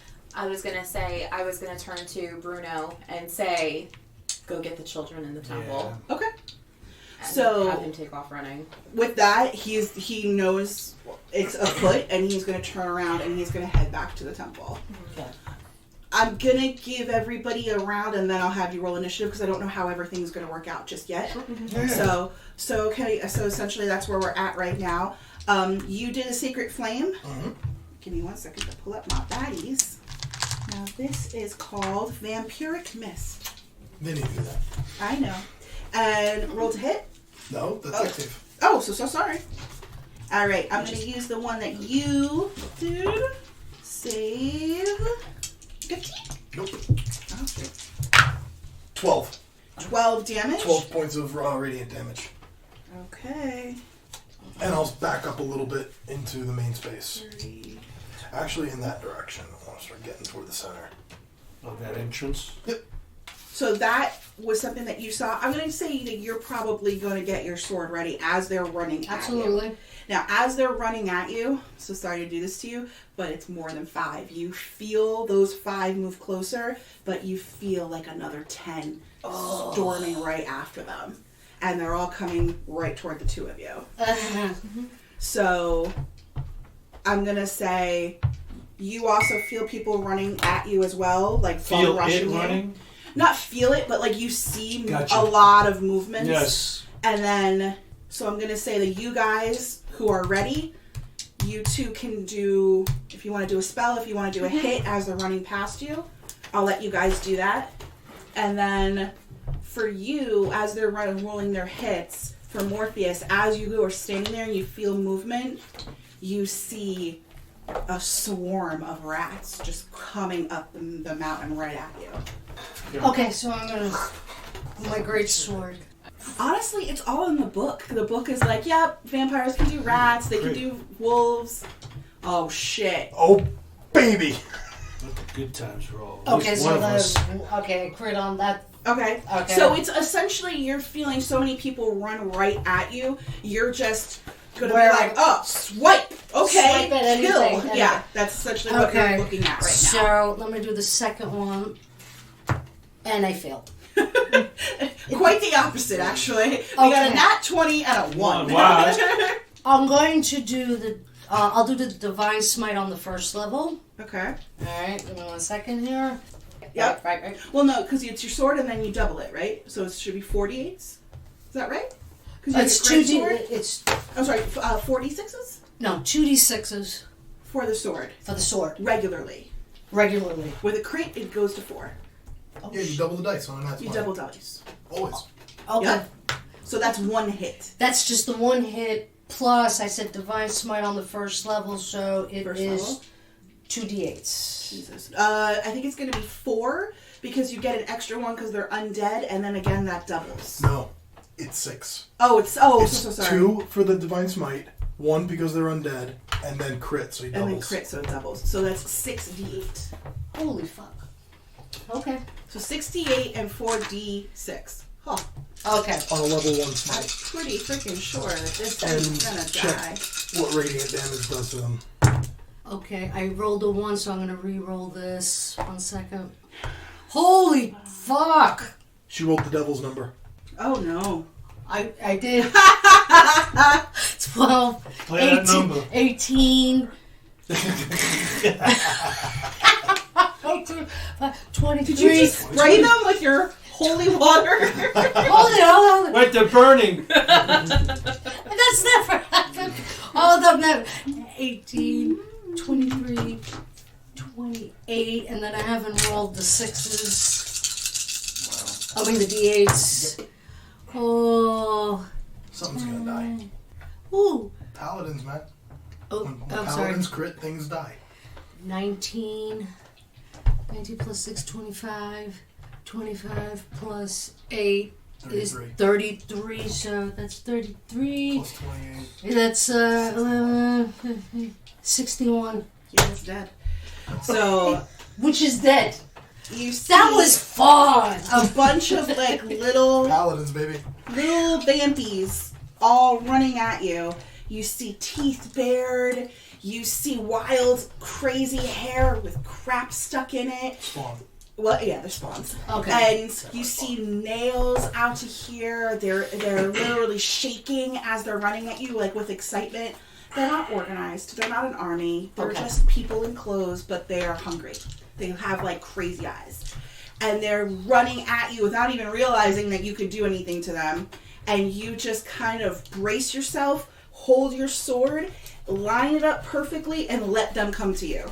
And you just whack one right through, split the little bitch in half, and that radiant pow that happens from there because of the crit, I'm going to say you even kind of expanded that out to a couple more of them. So one of them falls down almost in half. Okay. But then 2 others stumble, but they just keep running right past you. They could run past me. Okay. Yep. Okay. So now they're hitting you, Okay. Lorelei.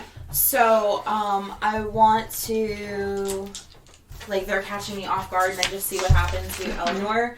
So I'm going to put my arms out and cast Arms of Hadar. Oh, shit. Nice. So they have to each one needs to make a strength saving throw. Each one needs to make a strength. How much radius is it? Like, how big is it? 10 feet. So it's everyone. So it's 20 circle, right? It's like, it says 10 feet of me, a 10-foot radius. so it'd be, 1, 2, 7. I want to say 7 of them, right?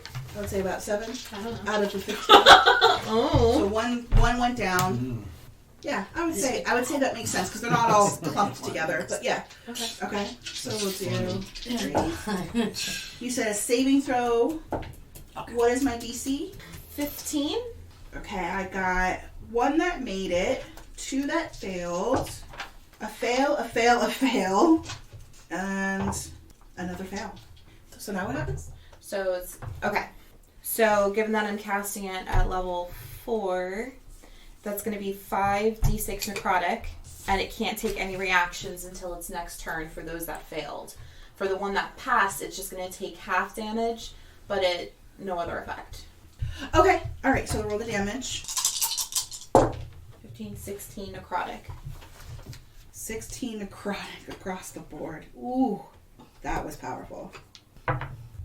Okay, and then the other one only took 8. Mm-hmm. And then they can't take reactions. They can't take any reactions, and the other 6. Oh wait, that one can take whatever. You know what I meant. Yep, I got it. You got it. Wow, that was good. And I kind of, if I can, use my movement to get within 10 feet of Eleanor, because don't you have that paladin thing now? Yeah, the aura of protection. Yeah, can I get within Yeah, the aura of protection? you got it. Okay. All right, and then Morpheus, you see literally, I think it's like 2d6 of rats. and he can call like 3 of them. I'm gonna say you see about 20 rats just like coming up the mountain right at you. You see larger movement in front of you. What would you like to do? I'm gonna give you one turn, and then we'll roll initiative. All right, what I want to do is I want to bust out my rapier and do my Basil Rothbone ready to yes, the great flourish, right. Okay.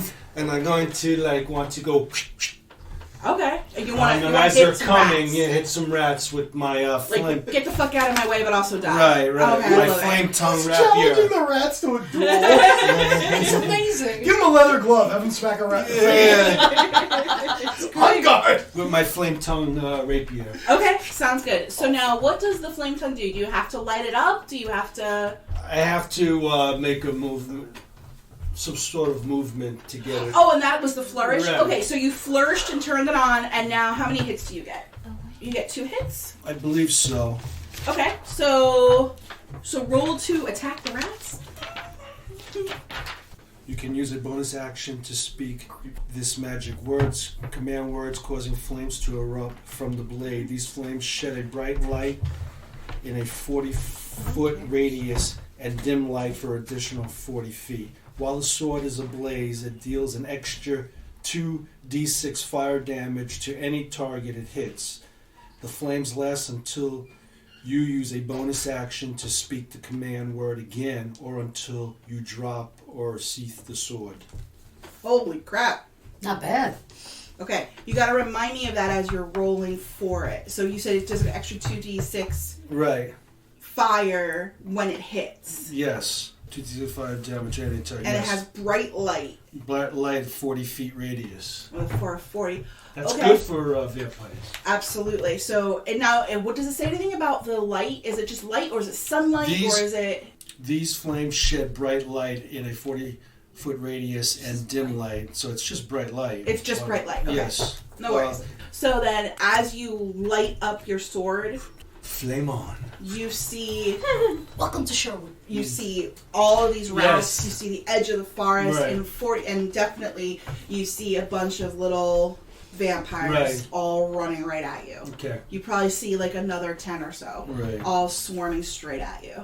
And then at this point, these guys also see a very bright light on the other side, and they're like, "Well, shit's going down all over." Right. Okay, so go ahead and try to roll attack for the rats. What'd you get? 3. A 3 to attack. Okay, let me double check. And you have 2 hits, right? Yeah, I don't... Yeah. 3 plus anything else? It's okay. Don't- Your dexterity. So it would be just your. It's a weapon. So also his proficiency. Oh, the attack roll. We're It still would on be the attack roll. your dexterity plus your proficiency. Okay. So use the Yeah. use your dagger. Yeah, it's fine. Use your dagger numbers. 3. That'll be 12. 12 to hit? Yes. Hits. Okay. The Rats are rats. easy. So That's yeah. what rats are Right. easy. 12. Yeah. So roll me another. Roll me the second hit. You got it. 11. Take your time. 17. 20. Another. Okay, dirty 20. So that's 2 hits on the rats. Right. They each have 1 hit point. Okay. So You don't even need to roll. the They damage. die. They die. Oh, they die. They definitely Okay. die. And because of the flames, I'll say that another 2, Right. as you foomp, Right. you got more than 1, because it was just like the flames are lighting some of the other rats on fire, and Right. they're kind of like now little fiery rats that are still trying to run, but then they're burning up as they're running. Basil's is like Twinkle Toy. Yeah. You got it. Okay. So now, those are the rats. Okay. Now I will say we can roll initiative. Am I rolling for Ruth also? You can. At the same time, or? Yeah. If it's okay, can you keep her on your initiative? Is that okay? Yeah, that's perfectly So fine. just remember when it's your go that you can just. That I'm doing myself and her. Yeah. That's what I want. And you said with advantage. You have advantage, and who else did I say had advantage? I think you said you. On initiative? Yeah. Yeah, she did say. I think I said. Morpheus. Oh, Morpheus. No, just these 2, baby. I rolled really well. You rolled really well for a paladin. Cleric. Cleric. You know, one of those. Morpheus, you got Maybe I'm 16. 16. Could have been just the way you were Eleanor, writing you your notes got that time. 16 also. Morpheus, what is your I don't know why you dex? That's 16. That's a plus 3. Plus 3, what's your dex? Thank you. Minus 1.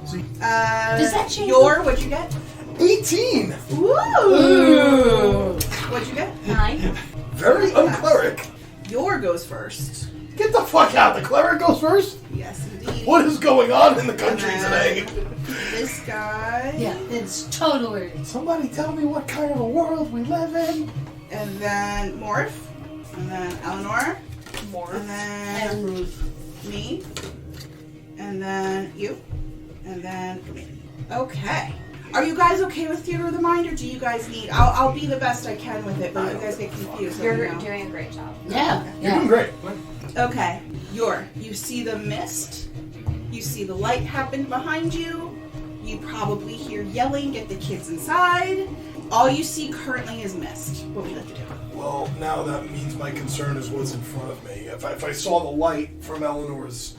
His sword lit up. His sword lit up, but she also dropped a serious smite. Yeah. So it's almost like fireworks going off behind you. At this moment, yours gonna trust the people who Paylor has sent to fight alongside him, that they've got it at this moment, and he's gonna worry about what's in front of him. How much do I want to pop shit off here? Okay, you know what? Let's get a spiritual weapon on the playing field. Oh, I got it. So we will bonus action spiritual weapon. Oh no, I will not. Okay, I guess not. I'll fire off another sacred flame at it. So dexterity save for the mist. A dex save for the mist. That is a 17. Walk off. Nothing happens. You had your dice all ready to roll, too. Ah. That's my turn. Alright, and then the rats. Just The rats and the mist are put on the same initiative. So the mist has now moved up an additional 30 feet straight at you, and you son of a bitch, I didn't write all the stuff it can do. As of right now, it just moves up closer to you. It's going to double move, and now it's right at your feet. okay. Okay? Cool. I forget what it does. Okay, and then the rats, Morpheus, you killed some of them, but the rest of them now are starting to like climb up your legs, and they're gonna start nipping at your legs. No. So That'll get your head. Oh, yeah. So And now no rats get turned. I'm gonna see you got 2 rats climbing up your Yeah. one leg and 1 rat climbing up your next leg. So they're gonna roll to hit you, to bite you. Oh, I have a plus nothing to hit. So does a 13 get you? Armor class is 16/17. Alright, they haven't bitten you yet. But they're gonna. Oh, they could bite through that class? They cannot bite through that glass. They are trying to nibble at you. Nibble, and then I got normie. You can feel like the clawing on you, Yeah. and like you gotcha. can tell that they're trying to. Right. You're biting your ankles like Yes. a little. Yeah. But they haven't actually done any damage to you Okay. yet. Okay. Alright. At this point, you also hear a flurry of fluttering bats over your head, Wonderful. where it's like all of them are kind of coming at you. And then, Morpheus, it is your turn now. You have 3 rats climbing up your leg, Thank you.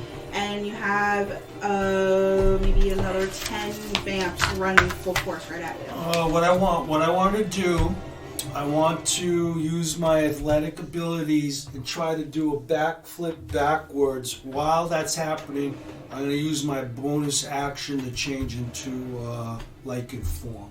Okay, so you're just going to do like a standing back handspring. Yeah, back from what's coming in front of me Okay, and change into Morpheus. To Lycan. okay. You want to do an acrobatics check? It's Yes. acrobatics. Yep, go ahead. Rule acrobatics. 13. A 13. Yes. Oh, shit. I'll say you land it, not spectacularly, Right. but you're able to land it. And then now let me roll for the 3 rats. You son of a... I can't use your... I'm hoping 1 or 2 of them Oh, I'll get it. plopped off of me. Okay. Fell off of me while I was doing my backflip there. Okay, one of them fell off of you, but the other two rolled really high. They got a nat 20. Okay. So two of them on your right leg were able to like sink their teeth into your cloth of your pant leg so hard that as you flipped, it was just they had like they just locked on and they just came with you. Gotcha. But That's the other why one I'm went flying while I'm changing into. while you're changing into lichen. Okay? Right, okay. So now, what does the lichen do? I'm so sorry, I don't know all of your abilities. It like your nails grow and your nails grow and you can't stab me or claw me while I'm in that form. Yeah. Resistance. Oh, you have You resistance. can, you just have to take half damage. Okay. Oh, okay. Got it. All right. I Sorry. understand. Yeah, no worries. So now, all right. So that's you. Okay. So now next up is Eleanor. So now they aren't looking at you. They are all running past you, but you are completely surrounded by a bunch of little freaky-eyed vamps. Little freaky-eyed vamps. Okay. And what I mean by little, I mean like skinny. Alright, first to make it easy, Ruth uses her action to go invisible. Okay. Alright. Now you're saying they're running past me, so I'm assuming I'll just take my great sword and swing it around, see if I hit one of them. Hit another calculated shot. Yeah. The come at me, bitch. Yeah.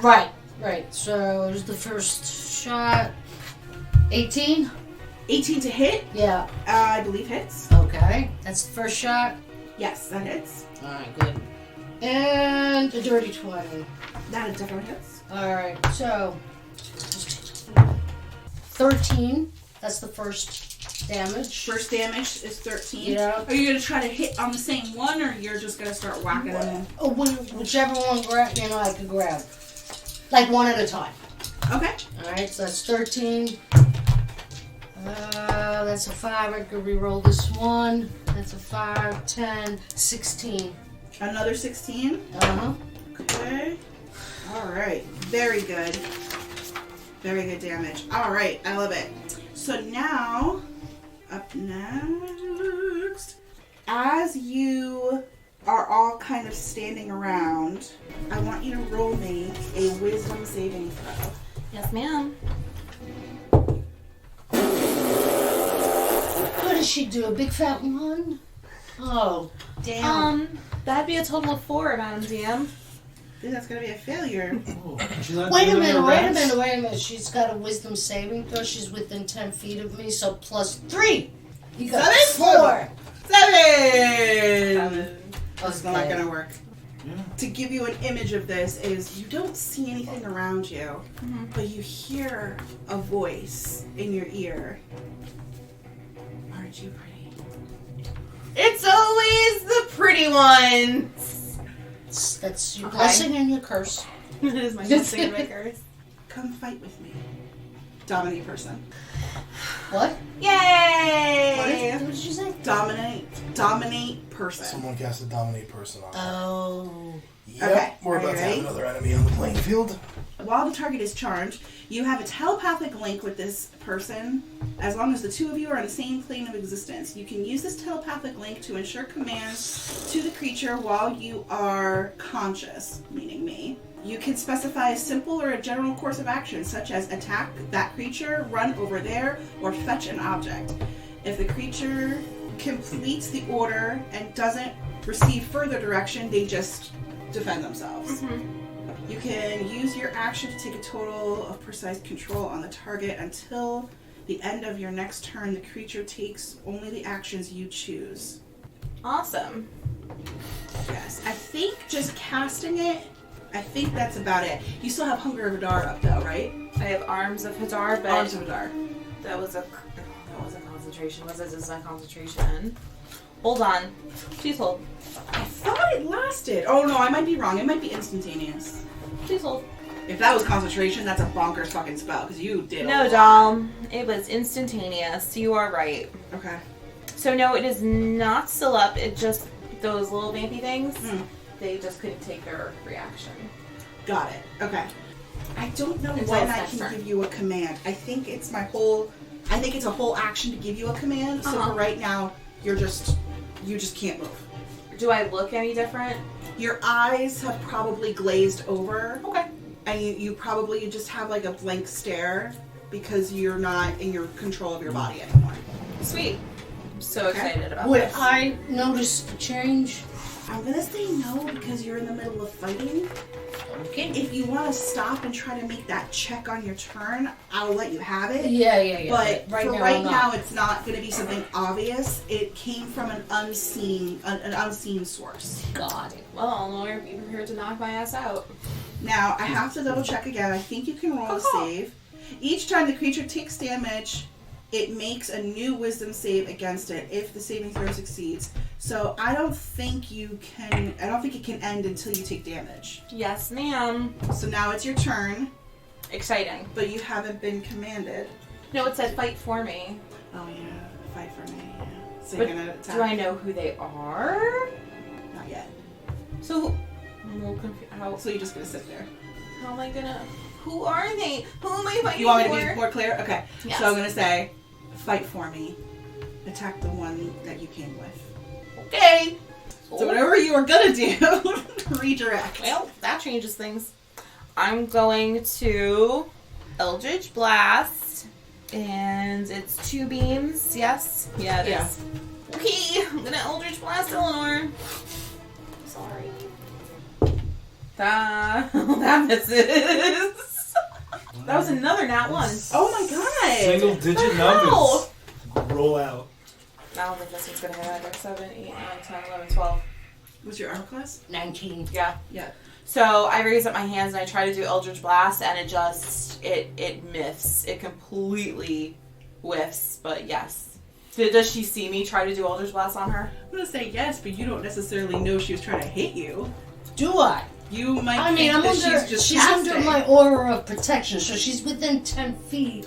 Wouldn't I be aware of her actions? Hold the phone. Uh-huh. Does that aura of protection go to my rolls too? Only your saving throws. Thank you, ma'am. Yeah. Just saving throws. On your turn, I'll let you roll for it to see, like, were you just trying to freaking hit me? Okay. Like, I'm gonna let you on your turn go, wait a minute, was that for me? Okay. No problem.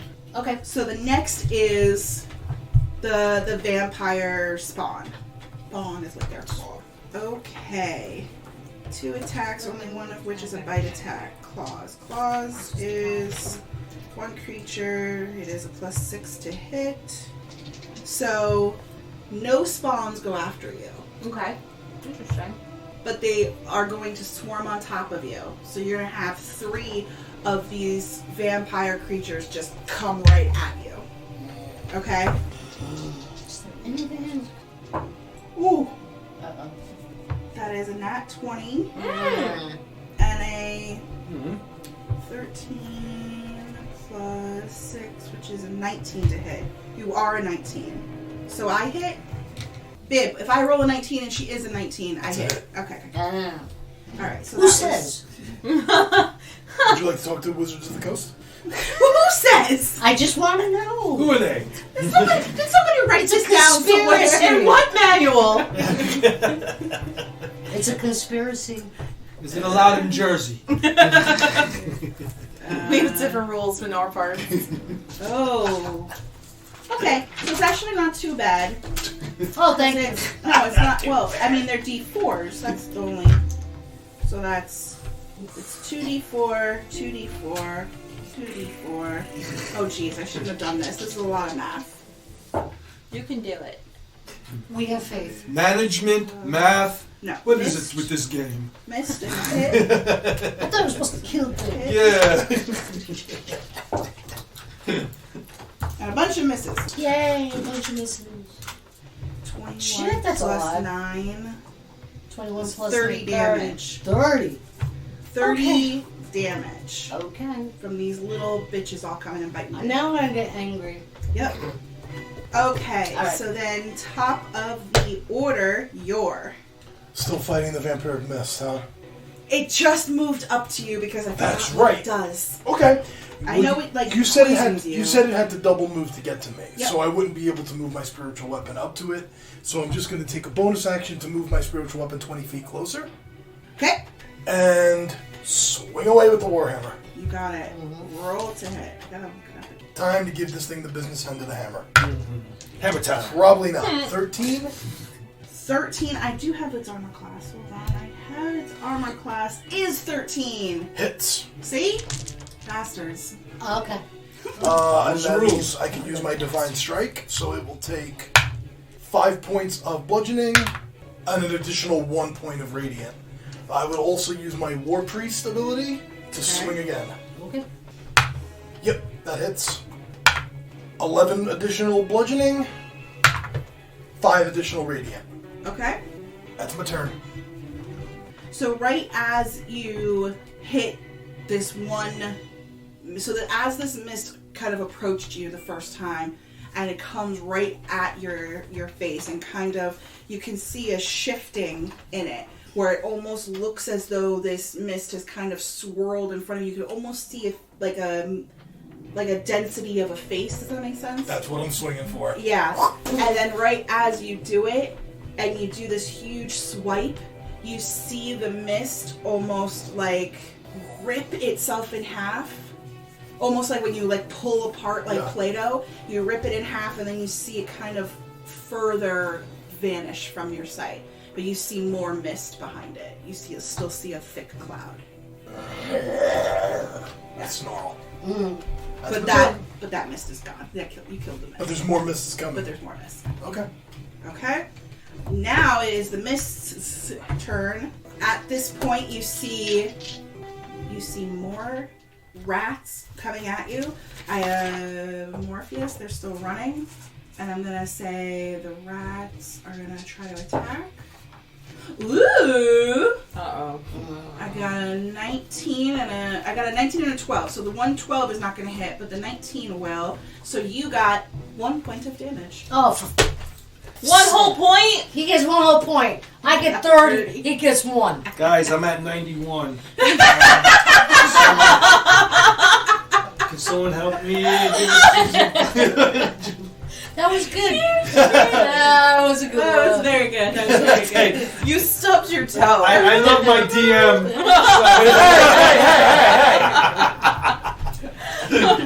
First roll, Anthony. You have to love all. Yes. I got you. Okay, yes, you got one little thing. Another crowd of the rats are now swarming up past you. I didn't mention it before, but the last turn, I'm sorry, is the vamps are now right on top of you, right at you. Mm-hmm. And you see about 10 swarming to you. Right. About 2 of them have locked eyes, and they're coming right towards you. Okay? So they're on your turn, kind of thing. And then for my hummy bubby, I gotta look it up again. Bring it on, baby.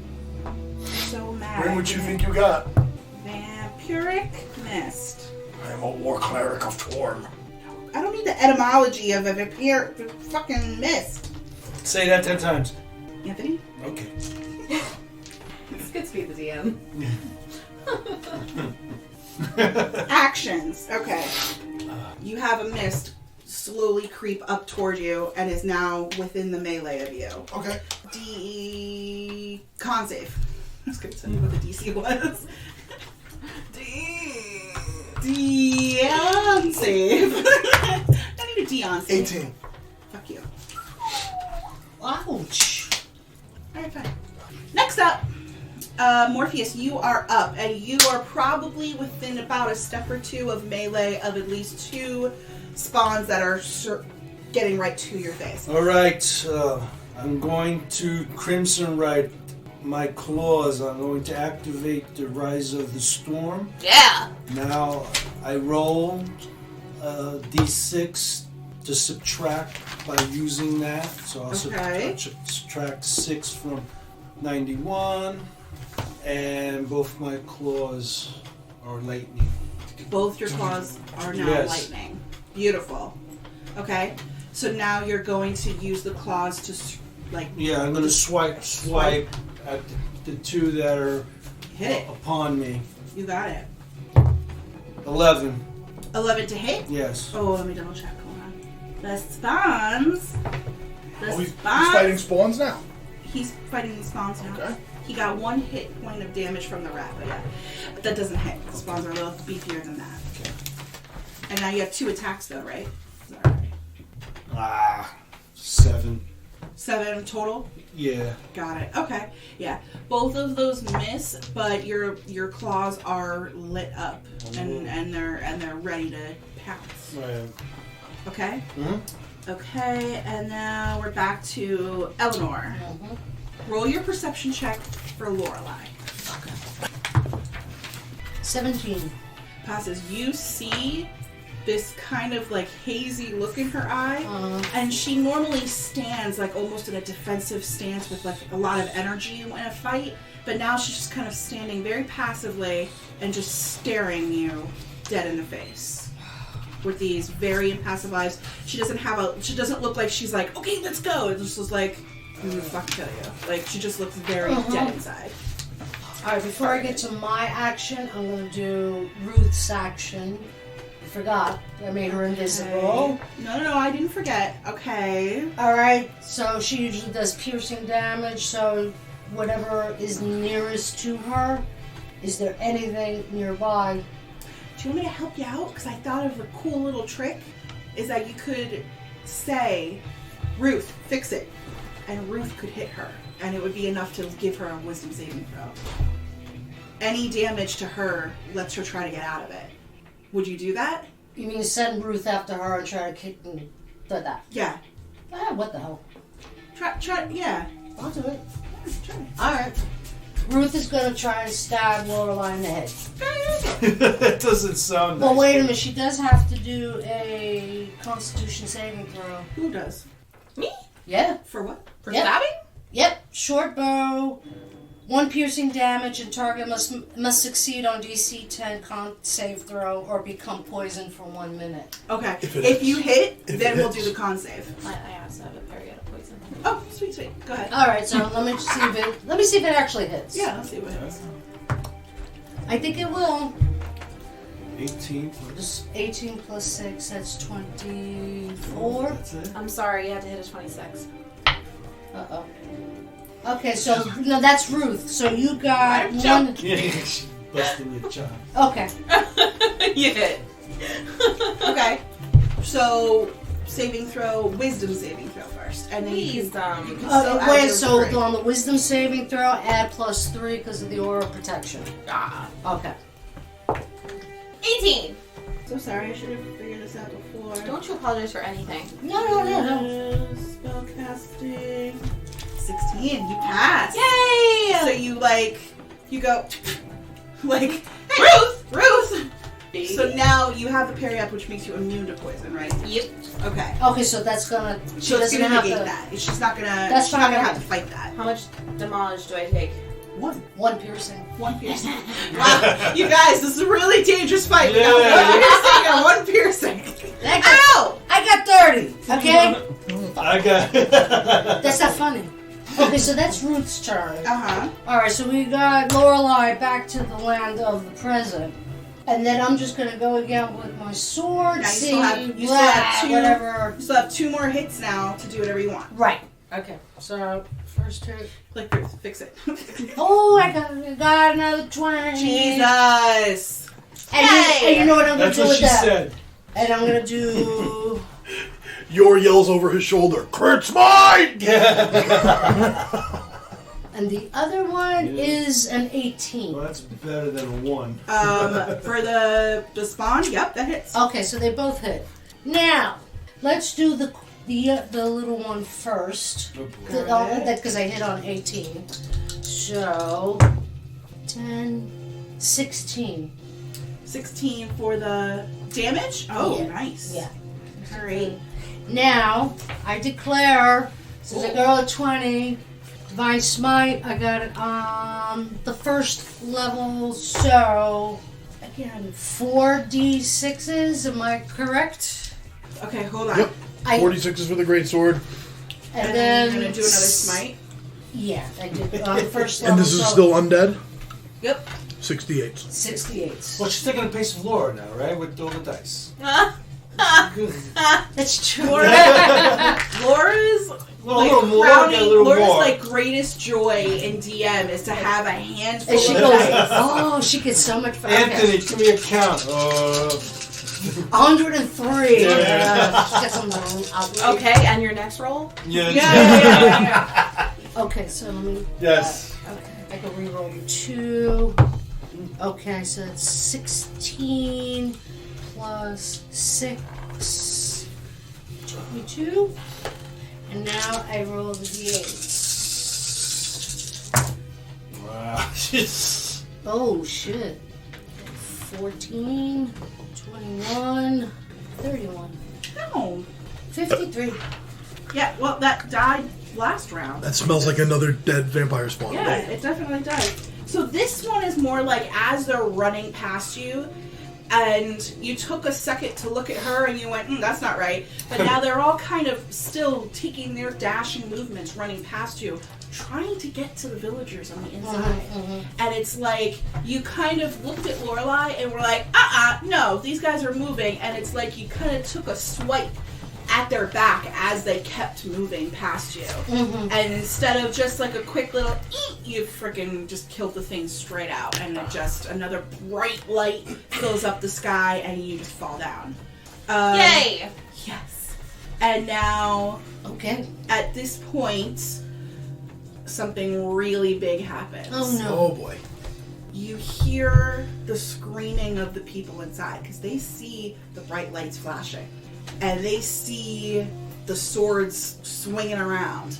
And all the people stop, and the one guy who you sent to Bruno to go and light him up, he ran over and he said, get in the temple, get in the temple. So people are screaming and yelling and grabbing their kids and running, and they're trying so hard to get up this one narrow staircase. And they're trying really hard to get up to the temple. So now they've been doing their double dash, but there's still a lot of people in the square. And as you guys are now, these vampires are running past you, and they've run past you already, you can look over and you see that in the bonfire itself, you see a flame that has risen out of the bonfire so high that you actually see it almost take a form of a person. Oh. And you see this person do a familiar spell cast and throw its arms, and you see a fireball go straight out of the arms and land in the forest in front of Morpheus and light up a whole area of fireball. And you see vampire spawn reeling in front of you, Morpheus. Oh shit. Paylor. Yeah, we just got some holy shit. Wow! We just got some Paylor. holy help. The god Paylor who called you has now gone, well, now I need to get there. So this is my festival. I'm showing up and I'm helping. I thought it was the elephant doing that. No, not yet. Yeah. Yeah, so he just shows up and he Wow. throws an enormous Nice. fireball right over your head into the forest, and you see maybe about another 40 or 50 vampire spawns Excellent. and just fall down dead in the fire blaze. Excellent. You're good. Wow. So now at this point, though, this is the invisible one that got you. He's still on the fields. He is going to cast... He's still staring at you, and he's very disappointed. You can't see him, but you feel the wave. He's very disappointed. That's worse Very than that. disappointed Yeah, that exactly. you were able to Yeah. stop his spell. And I Very feel mad. it. Yeah. Okay, so I'm kind of gonna, as I feel it, just for flavor and flair, I'm gonna grab my locket with Dianera and be like, you can't kill the fox, bitch. So that at this point you hear, you almost feel, oh no, it is ranged, so they're still farther back. But I need a con saving throw from you. +3. 20. Good for you, Krista. It's my one good roll of the day. Let's try to deal. You will be obliterated. Oh, snap. You bitch. You can't kill the fox. Alright. Next turn. Lorelei. Never mind. Hey. The person who cast is invisible, so you can't see them, but you know they're out there. I'm sorry to ask this, but what do, like... Go ahead. Is there vampy things around? Yeah, there's vampy things around. There are vampy things not up in your space because they've kind of run past you, but you definitely have at least another. Yes. Let me see. You got one. You have about 10 within close. 60 feet of you. Okay, so we're gonna do Eldritch Blast to try to get rid of these things. Okay. Okay, so 2 of Eldritch Blast. So I'm gonna say like just randomly Yeah. which 2 are closest to you that you can get a good beat on. How about that? I think only one is gonna hit. 3, 24. Is that 24. Yeah. 8, 9, 10, 11? Does 11 hit? 11 will miss. The spawns are 15. Yeah, the 11 will miss. Okay, that's fine. 7 damage. 7 damage to the 1. Mm-hmm. Is that it? That's your turn? Mm-hmm. Yeah. Yeah, I don't want to get out of that aura of love. The aura of love. I want to The get out. aura of love. I don't want to get out of there. That's So I'm gonna stay right there. Yeah, oh, because we keep trying to get you. Yeah. Now it is the spawn's turn. I'm gonna say 2 of the spawn that you tried to attack see you and kind of like they know they got hit and they know the one next to them fell because of her. They turn around and they run right at you Sure. and they try to take a claw attack. Absolutely. As one does. Yours had enough of this. huh? Yours had enough. He's So had it enough is of this not bullshit. yet begun to Making have Matt's enough. bullshit. Okay. He's strategizing. Oh, you fuck. Oh, I've got fucking nuclear weapons that I've been saving, and I think it's time to not save them. Oh! What? 2 misses. I have spells for so good for this. Victoria's gonna make me sleep on the couch tonight. Yeah. That's what I can do. This is also why I tried to bust out the fact that there are a lot of people around. Like there's a lot of beasts coming at you. Okay. Good. It's my turn? No, it goes back to. You're sending them all to Vincent's camp. Oh no, I'm right? sorry, it is you. Oh no! 2 attacks on you. But they missed. Yeah. Okay. But you do hear more screaming. Yeah, we in know. the city. Yeah, they missed. Yeah, they miss, but people get eaten, right? Is that You don't see it yet, but you see that you know there's commotion going on at the bonfire. As you well know, Yor is a veteran of combat. He's been in many battles. So he's not going to stay locked on to one thing. He's always going to be looking for what the fuck's going on. How many mists are coming at me right now? You can't discern them. They all kind of bleed into They kind of bleed into each How other. big is the mass of mist? It looks like holy fuck, there's a lot. There's Okay, 6 looking over my shoulder, how many spawn do I see roughly? Just like glancing behind around. you. Just in general, in the area, what do I see happening? They haven't. I want to say there's at least 10 in the that ran past because she had about 15. She's already taken out 2, and there's another 2 staring at you. So that means 11 have gotten past them, and then maybe about 5 have gotten past him. Are they 2 are locked on. Are on the him. spawn concentrated in an area? No, not necessarily. They're just trying to reach for anybody they can and try to bite and scratch. Also, are there more coming? Yeah. There's more spawn coming? Yeah, there's plenty more behind. Alright. Take the attack of opportunity. I don't give a shit. Yours gonna move 30 feet that way? Okay. Let me see the thing. Geometry time? Oh, it is here. Laura's favorite thing. No, She's always yes. like, can I get everybody? There's lots of spawn coming this Circle way? of, No, from Morpheus. Oh, that way. Oh, in that case, I would have gone 30 feet that way. Yep, that's right. So there's lots of spawn coming that way? Right in front of him, yeah. So the fireball was released. Beautiful. But there's 2 staring right at him. There's a bunch more. Right there? Yeah. Yep. I cast Dawn. Dawn. I think you're right. You are going to be sleeping on the couch. she's already not. What is dawn? It's a 30-foot radius, 40-foot high cylinder of sunlight. Every creature in it has to make a Constitution saving throw, 4d10 radiant if they fail. Half on a save. Yor I'm has not had. gonna roll. I'm not gonna roll. I'm gonna say that you would, out of 30 feet, I'll say you get 18 of them just fucking fall down. Okay. Can I roll the damage? Sure. Okay. 5, 9, 12. That's terrible. 12 radiant. What level is that spell? 5th. It's a cleric spell. 560. Okay. As a bonus action, Oh shit. I can move the column 60 feet. So as a bonus action, I move it I there. hate you. Everything in that radius will take 14, 16, 19 radiant. I'll mark it, but they're not out for the count. That's okay. But it was damn good. Nice. I have had enough of this. How many did the first group get? Well, 30, 12. I rolled garbage. 19's not much better. I'm saying that they all just friggin' burn up because they also got hit with the fireball from Paylor, so you're good. Okay. Yeah. So they're all gone over there? So, not all. There's probably a couple stragglers, and some did get past it. I'm confident Morpheus can take care of the stragglers. You got it. I needed to drop a bomb. I'm tired of these fucking things. Word. Again, during all of this, the people are still moving up into the temple. Yes. Now Single you're kind of in file. the middle of the room, right? You're pretty close to the bonfire where Sure. the people are all running Okay. around. You notice this as you're casting, that everybody with the rays on their face almost seem protected. As they're running and the vampires are reaching, it's like they can't get them. It's like there's like a force that's not letting them scratch.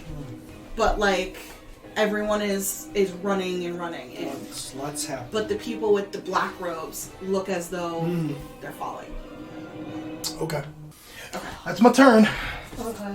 That's concentration, by the I way, babe. forgot. That stays on the field. I don't. We went through this action already, but since gonna move it Lorelei around. is within 10 feet, besides aura of protection, it was Like aura of devotion, Okay. and she can't be charmed while I'm conscious. So I don't know I completely forgot about that. That whole thing. Can't be charmed. While I am conscious.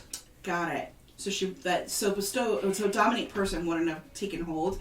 You didn't get any damage for it anyway. But Exactly, but I I understand. just All right, Lorelei, you can't be charmed while I'm conscious because there's protection and devotion. Wow. Wow! Thanks, Eleanor. Yeah. All right, I'm gonna say. So the rats are now moving past Morpheus, and they're just kind of swarming in. Morpheus, you're not gonna get any more rat issues, but you do see this fogging mist kind of creeping toward you as well. Mm-hmm.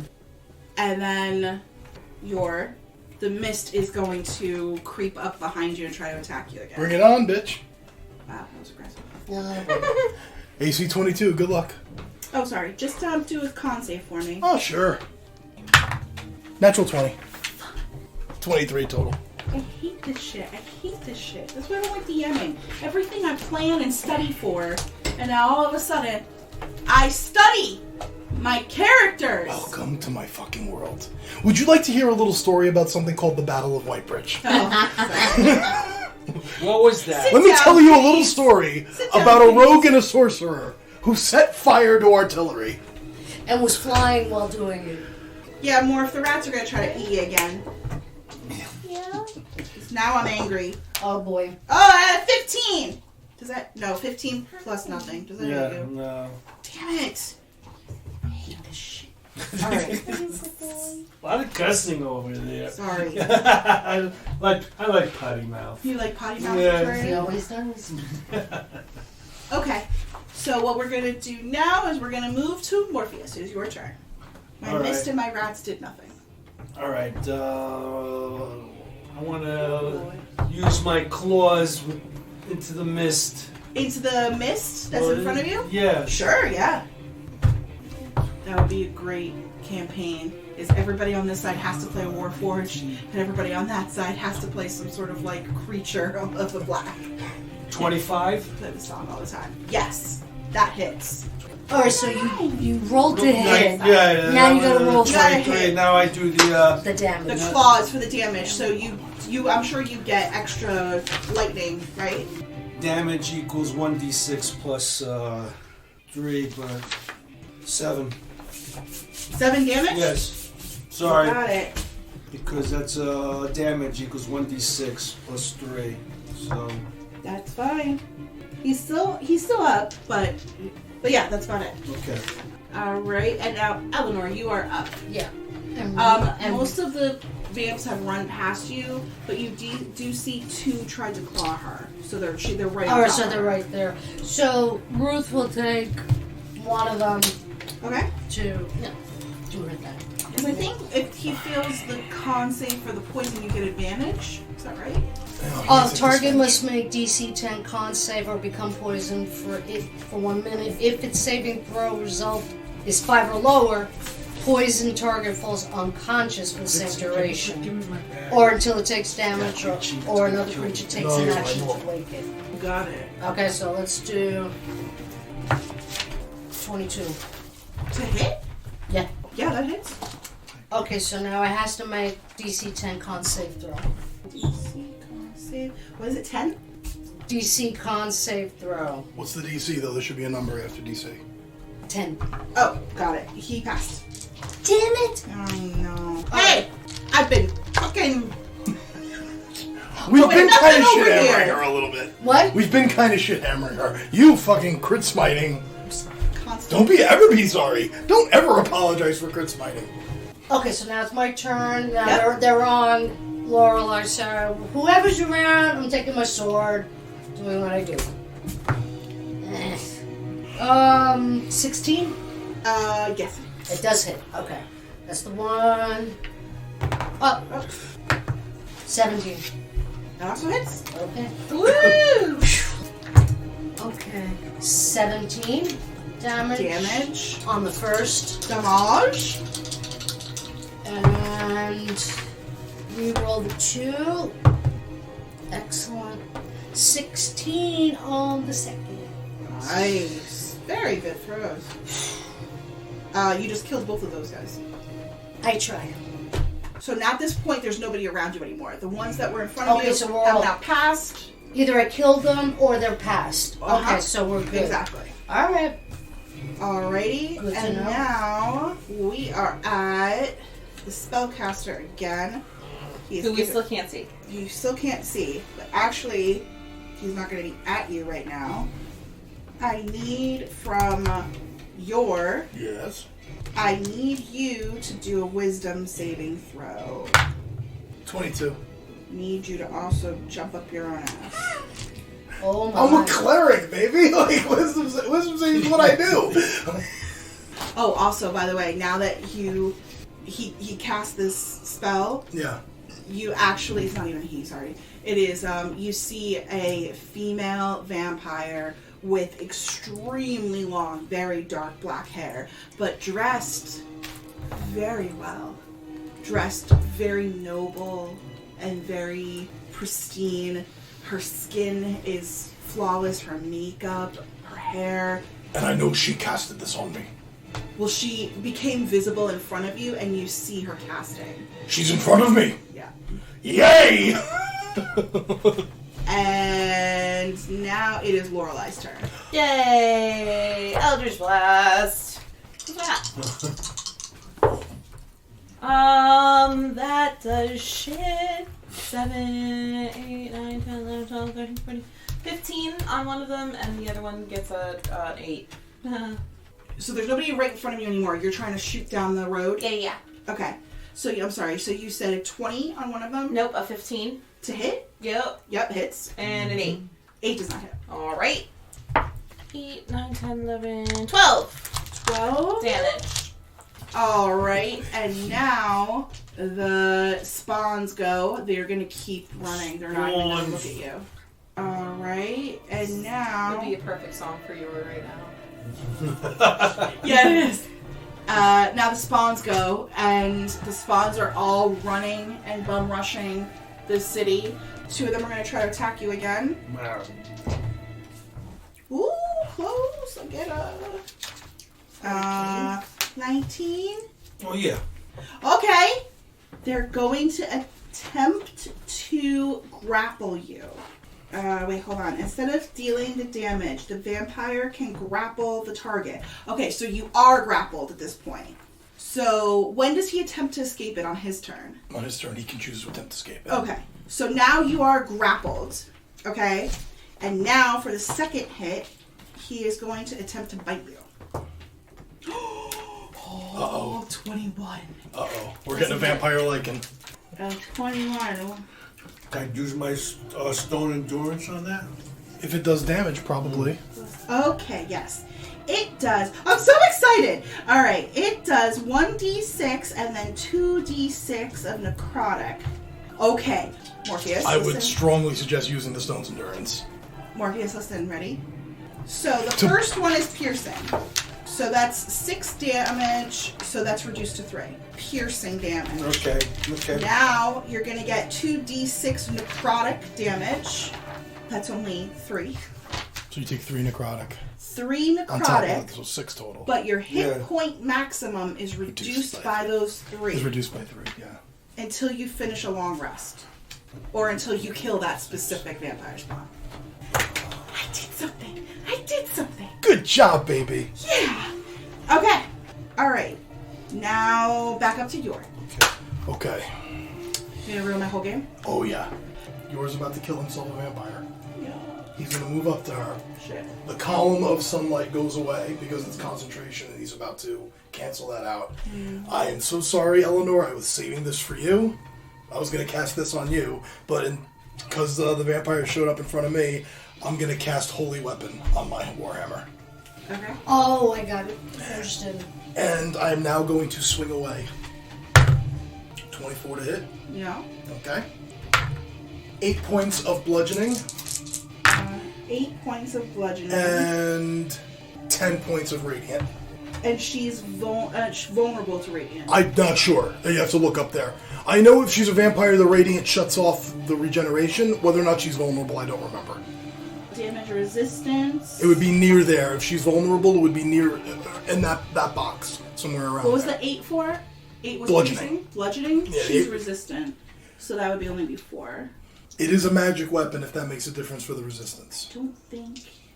It would say specifically. If it doesn't say specifically, then it... No, it says necrotic, bludgeoning, piercing, and slashing from non-magic weapons.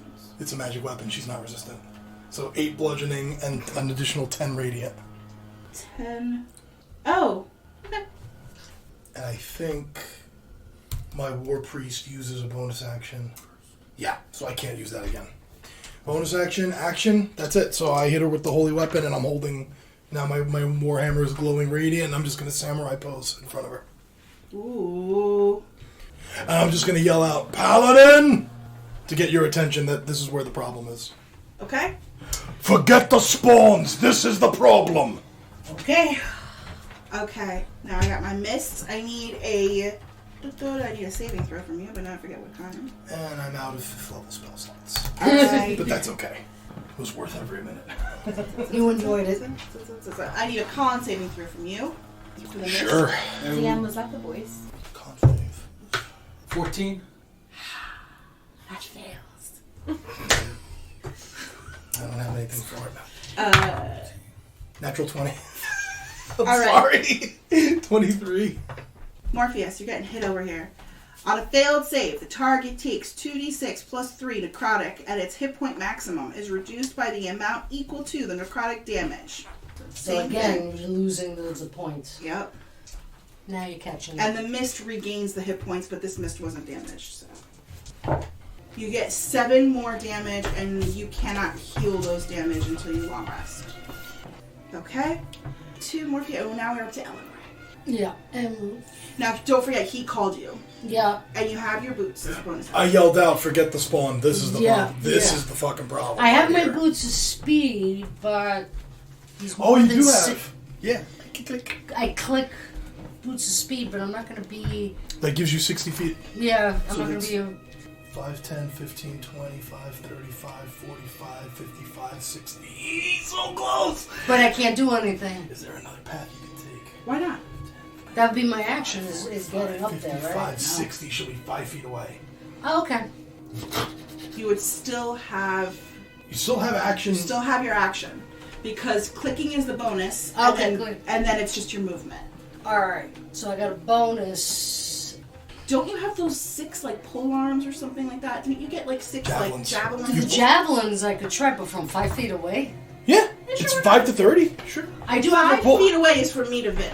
You're technically 10. You're technically 10 feet away. Because actually I was thinking, boots of speed, land here and throw a javelin. Yeah, as long as you're in 30 feet, you can stop wherever you want to throw the javelin. That's fine. I'll just back up. Sure. Right here. And I have a poison javelin. Okay. Alright, let me just make sure. A dirty 20. A dirty 20, okay. Right? 13 plus 7. Yeah, that's a dirty 20. Yeah. Okay. 4 plus 4. 8. 8. Damage. It was a poison javelin. Oh, then we'll have to assume that Ruth is like following. You can throw a second one. Extra attack. That's an attack action. Okay. You can throw 2, sure. 15? To hit her, just misses. Just misses. Okay. Okay. And Ruth is flying to catch up. You're out of my aura of devotion and protection. Yes, ma'am. I'm just letting you know. Like, I was hiding behind you. That was really nice. No, I'm glad someone took advantage. No one has been doing it. At this point, you're going to see everyone in that main room you're going to see that main area. You're going to see that fiery figure. Yes, you can only assume who it is, but that fiery figure in the bonfire is going to turn around, and he sees the people who are trying to get into the temple and like look for cover. Mm-hmm. And there are people on the outside of it, and there are spawn that are trying to run up the hill because they're literally on all fours climbing up the mountain. And Paylor behind the people has made a firewall to prevent any of the spawn going up into the temple. Alright, so they're protected. So he's doing his best The ones to protect after. them. Yeah, so there's a group of people who have gone up the steps, and he's made a wall so that these spawn can't get to them. Gotcha. But there are still people in the thing. A lot of them are in the dark colors, and a lot of them are some of the men who are also trying to fight. And people are trying to do their best and do their part. Is Bruno there? Bruno... Or is he in the Temple of the Children? No. Bruno, you don't see just yet. I'm going to say if you want, because now... on your turn, roll a perception check to see if you can find him. Okay. Yeah. Okay. At this point now, it is the spellcaster's turn again. And she is going to reach out to you, and she is going to... Where's my thing? Okay, it's right here. She's going to try to attack you. Me? Yep. Bring it on, bitch. With an armed strike. AC 22. How do you get an AC 22? He has magic items. 15 plus 9. That'll hit, sure. Okay. This is an old character of mine. Victoria basically let me just use the same one. Okay. Like everything that he had in the old game to stay balanced with you guys. You just let me keep him. You are grappled. Sure. Okay. She thinks I'm stuck with her. She's stuck with me. Go ahead. Bring it. 19 plus 9. Sure. Okay. 9 necrotic. Okay. And you cannot heal it. Okay. And I gotta do the con save. I'm fine. And if Holy I weapon's still up. kill you in this way, Mm-hmm. you become a vampire. Sure. I also have people that will come avenge me. Oh! Yes. Okay, now Lorelei, you're gonna move up. The perception check. Yes.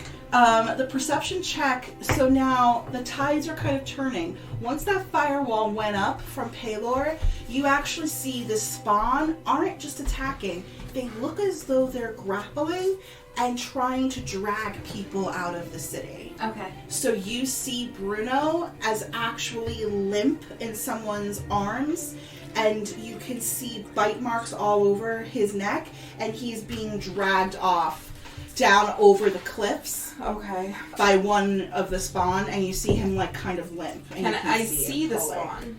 It's like over by where the cliffs where your was. It's far away. Yeah. It's maybe I want to say 120 feet away from you. Okay, bear with me for just 1 second. You got it. Okay. It's 120 feet, you say? About 120 feet away from you, and they're just about to pull him down over the cliffs. I want to cast on the person holding Bruno Daenerys diadem. Just to let you know that. Yeah, I don't know what this. It's a homebrew. I wrote it. It's concentration up to a minute. One Oh, it's not a humanoid. Is it a humanoid? Yeah. Oh. Right? What? Oh, it's undead. It's a humanoid. It could be humanoid or monster. It's kind of vampires are kind of weird. It's sort of a DM call. I say humanoid. Thanks, DM. You're welcome. One humanoid of your choice that you can see within range must succeed on a wisdom saving throw or become charmed by me for the duration. While the target is charmed in this way, a foxtail appears around its head. The charmed target immediately regards you as its greatest love and will follow your every command. Every round for the duration, you can use your bonus action to command the creature to take an action and/or movement. If you give the creature no commands, it uses its movement to get within 5 feet of you or as close as possible and defends you and itself to the best of its abilities. Okay, so And I has need to to make roll wisdom saving throws. a wisdom save. Yes. That's not there, not wisdom. I got a 9. Spell save DC 16. Okay, he is charmed. Okay. Now, can I give given that I already casted it, do I command it, or is that another action? Does it say it takes an action to command? Become charmed for the duration. While the target is charmed in this way, so every round for the duration, you can use your bonus action to command. So I would say you still have your bonus action right now. It was the action to cast, and now you can use a bonus action to now command him. Okay. That's how I adjudicate it. Right, husband? That's how I wrote. That's why I wrote it that way. Bring the human to me. Is my commands. So he has Bruno. Yeah. I'm telling you to bring it to me. You see, he's completely not paying attention, and then all of a sudden he looks straight at you. Mm-hmm. And it's almost like, My love. and then, my love. And you see him kind of readjust and take Bruno and kind of throw him on his shoulder, and he slowly starts like dragging his own legs, getting closer to you. And just a foxtail diadem is around his head. Okay. You can't kill the fox. I like it a lot. So that was his turn. He's going to now take his turn to continue moving toward you, because they come up next. Mm-hmm. At this point, you see a lot of the spawn aren't really fighting anymore. They've kind of like grabbed a hold of somebody and have pulled them away. A lot of the ones who have those sun rays clay lines on them are not being dragged away. Oh, okay. They seem to be protected. And like almost like when you see the spawns try to attack, it almost looks like a force field is around them. Interesting. And then as you watch, there are going to be another 2 attacks on... Oh no, the one that has you grappled, Morpheus, is going to do another bite on you. No, it's only a 15 to hit you. 16. Ooh. Well, I got 16/17. What is it? That means I got the if 2. you're liking, you're 17. All right, 17. I'm sorry. Yeah. Okay. No, it's fine. The only one has it grappled, but the other one is going to attempt to claw you. No, also misses Sammy. Okay, and then other than that, that's about it. They're all just kind of pulling back and dragging everything back to them, and they're slowly pulling people over the cliff and down. That's what they out want past to the do with me, bars. right? We've got to kill her. We've got to kill her. We can't stop all the spawn individually. We've got to kill her. Okay. It is your turn. You are grappled. Sure. So are you going to attempt to break it? Nope, I'm going to hit her. You're going to hit her? Yeah. Okay. I don't give a fuck. She can grapple me all she wants. You can get a warhammer upside the goddamn skull. It's like when siblings fight and you're already in the grapple and then you're just trying to kick each other. Yeah. 17? 17 to hit? Yeah. That hits. Okay. Well, it's a magic weapon, so she isn't resistant, so I'll just roll the damage altogether. Okay. Just know that Radiant is included. 19. Okay. War Priest. We're going to use my Guided Channel Divinity, Guided Strike. That 7 becomes a 17, so 25 to hit. What? He has something called Guided Strike, which gives him, like, a crazy roll to hit. 22 damage. Damn. 22 On the second damage. hit. She's not happy with you. I don't give a fuck what she's happy about. Okay. Now it's the mist and the War rest Cleric, turn. baby. The mist that's around you is going to do another... no, I need a con save from you. 20. Passes, good. So you were able to, like... Get the fuck off. Now I could. Get away! No, you're still in the grapple from the vampire, but the mist that's kind of swarming around your face, you're able to like Right. knock out of the way. Can knock the wrist Knocked down. away. For you now, you do see the rats kind of coming toward you because they went in, and now because of the fire, they're scurrying back out in a different direction. Okay. So you're gonna get 3 attacks on you from the rats trying to climb up you. Ew. They got an 18 and a 15. 18 hits. The 15 does not. Okay, so that is 1 piercing damage. So that's another one to you. Okay, that's it. Next up, Morpheus. Morpheus, I wanna bite the motherfucker that's on me. Whoa! I'm tired of Yeah. grappled and all Morpheus, that stuff. He has no more shit. Fight. He's tired. You can try to break the grapple, or you can just I wanna bite reach him. down and Yeah, I wanna bite him. Bite me, I Never, bite never him. break the grapple. Some Just hit the more- motherfucker. some more childhood fighting of like. Bite and pull hair Grappling, down. Yeah. grappling's not restrained. All grappling means is you can't move. I had no intention of moving anyway, so I'm just gonna fucking hit her. Yeah, fuck the grapple. 10. 10 to hit, right? To bite. Yeah. Well, I'll miss. That sounds 19. There you go. 19. Good. Okay, that's 5. 5 damage. 5 is 5. 5 is 5. Dash him out. Just like Gritsu would say. It's damage. It is. That's It it. is, Yeah. man. You never know when 5 will make the difference Yes. between life or death. Yeah, That's I true. got you. Even 1, man. 1 damage. It's Boom. still fucking damage. Yeah. yeah. Because there's people who are like still in the fight with 1. Yeah, It sure. matters. 1, it matters. Every little bit. Okay, so now we're up to Eleanor. Oh boy. Come on, Paladin. Well, I was going to do Ruth first. I'm going to do Ruth. Zing it. Yeah, let's see. Hey. 17? 17 to hit her. I gotta double check, sorry. Yep, that hits. Okay. DC 10 come. She passed. She rolled a 12. Okay, Paladin. Just going to move up and strike. Come on, Paladin. 21 Woo! Dirty. To hit. to hit. Okay. First one. So here's Don't blow on shit, Anthony. I'm making a new ruling. what? That's okay. You still got a good hit. No more 13. blowing. 13 No more damage. blowing. Okay. Oh, thank God. I was You are so forbidden afraid. from blowing. Yes. And it went to jail, even though this gave me a crit before, but what have you done for me lately? That's it. What have you done for me lately? Ooh, yeah. There's a little song What? break in the middle. My goodness. Uh-huh. Our patrons are gonna love it. They are. I'm gonna love it.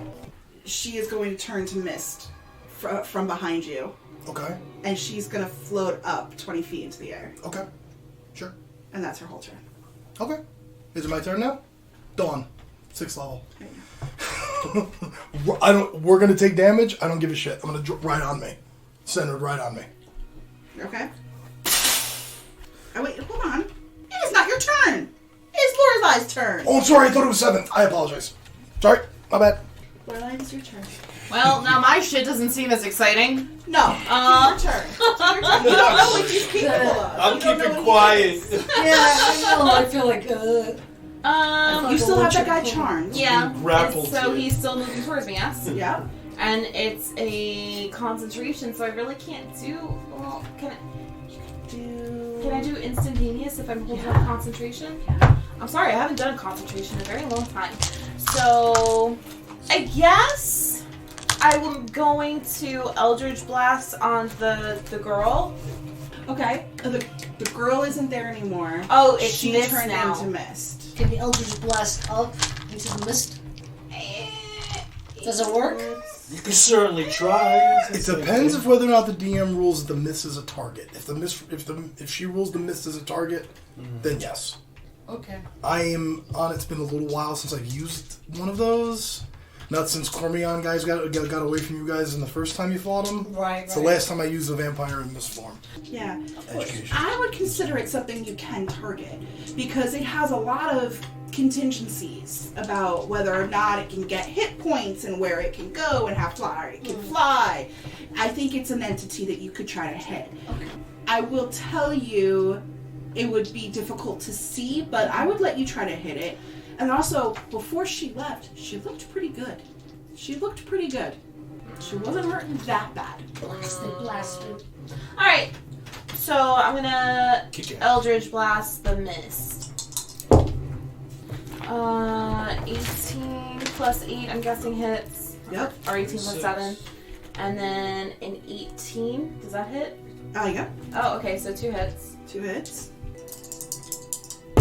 18 damage. 18 damage. Is that 18 on both? What do you mean? Because you hit 1, you rolled for the damage. Right, so both of these hit. Oh, okay, so that's the first bolt. That's the first bolt? Yes, Yep. it's 18. Hit me with the second bolt. And 8 on the second. And 8 on the second. On the mist. On the mist. On the mist. Alright, and now it is the spawn's turn. They see what you did and they're dragging the bodies. 2 of them are going to try to reach to attack you, but as they do, Bruno's also coming up to protect you. But I have the things too. Yes. And then, so as one tries to reach for you, he gets pulled back. The other one tries to reach for you, and it's almost like a force field around you, where it literally can't get. Is Bruno at me yet? He's probably about 20 feet away. Oh, okay. And my little minion. Oh, at the end of my turn, you have to make a wisdom saving throw for my little minion. Oh, for that. Oh, okay. That's an 18 on the die. Passes? Okay. So, Bruno, he's still confused. I'm sorry, not Bruno.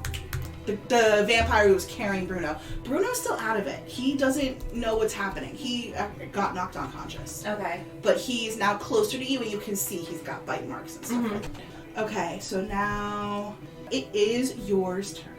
Dawn at 6th level. The mist has to make a con save. Okay, now everybody in the circle needs to make it. So apologies, Eleanor, but What I need? you need to make a con save. I do too. I'm good. I'm not. 5. That's a fail for me too. Holy shit. Did the mist fail? Yeah. 43. 43. You know what's gonna piss you off? What? It's still up. You know what's going to piss you off? The cylinder is 40 feet around, and as the mist flies, I'm just going to keep moving it. But it didn't die this time.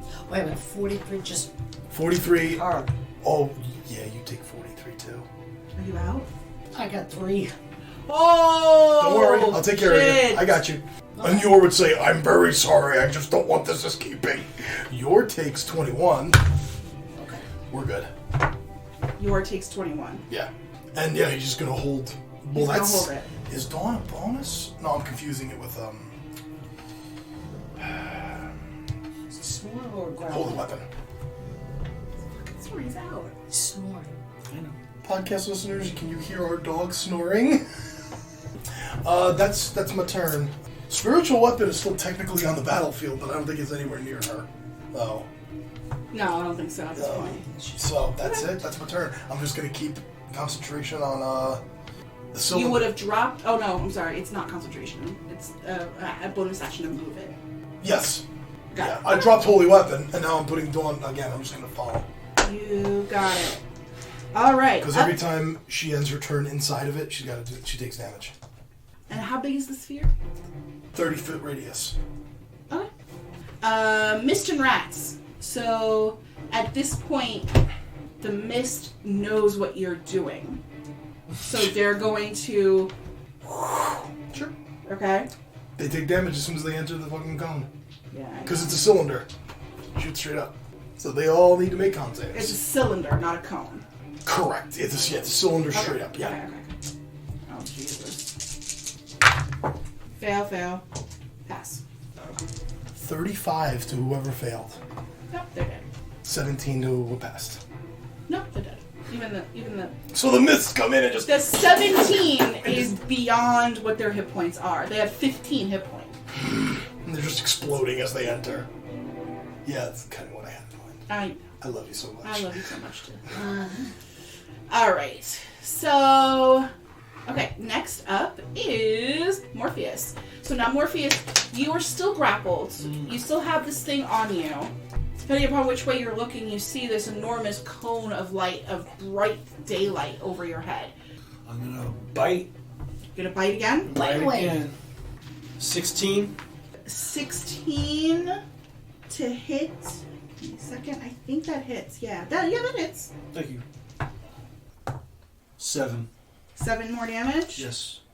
That was a perfect amount. That one that you're holding, you just kind of on it and it kind of cuts back. Yay, so what else is on me? The mist was also trying to choke you, but it left you to go and commit suicide in the sunlight. Excellent. So now you're kind of standing on your own at this point. Right. Around you, you also see everyone trying to escape with the people, the vampire spawn. I got you. So but, I gotta fight things individually now. Catch yeah. up. Okay. I think with the bite, though, I think you can really do a second attack on another bite. I'll let you say if there's somebody near you, you can maybe swipe at them with your claws as they're walking past you. I want to jump and do a superhero landing right on them. Okay. Yeah, you do. 21.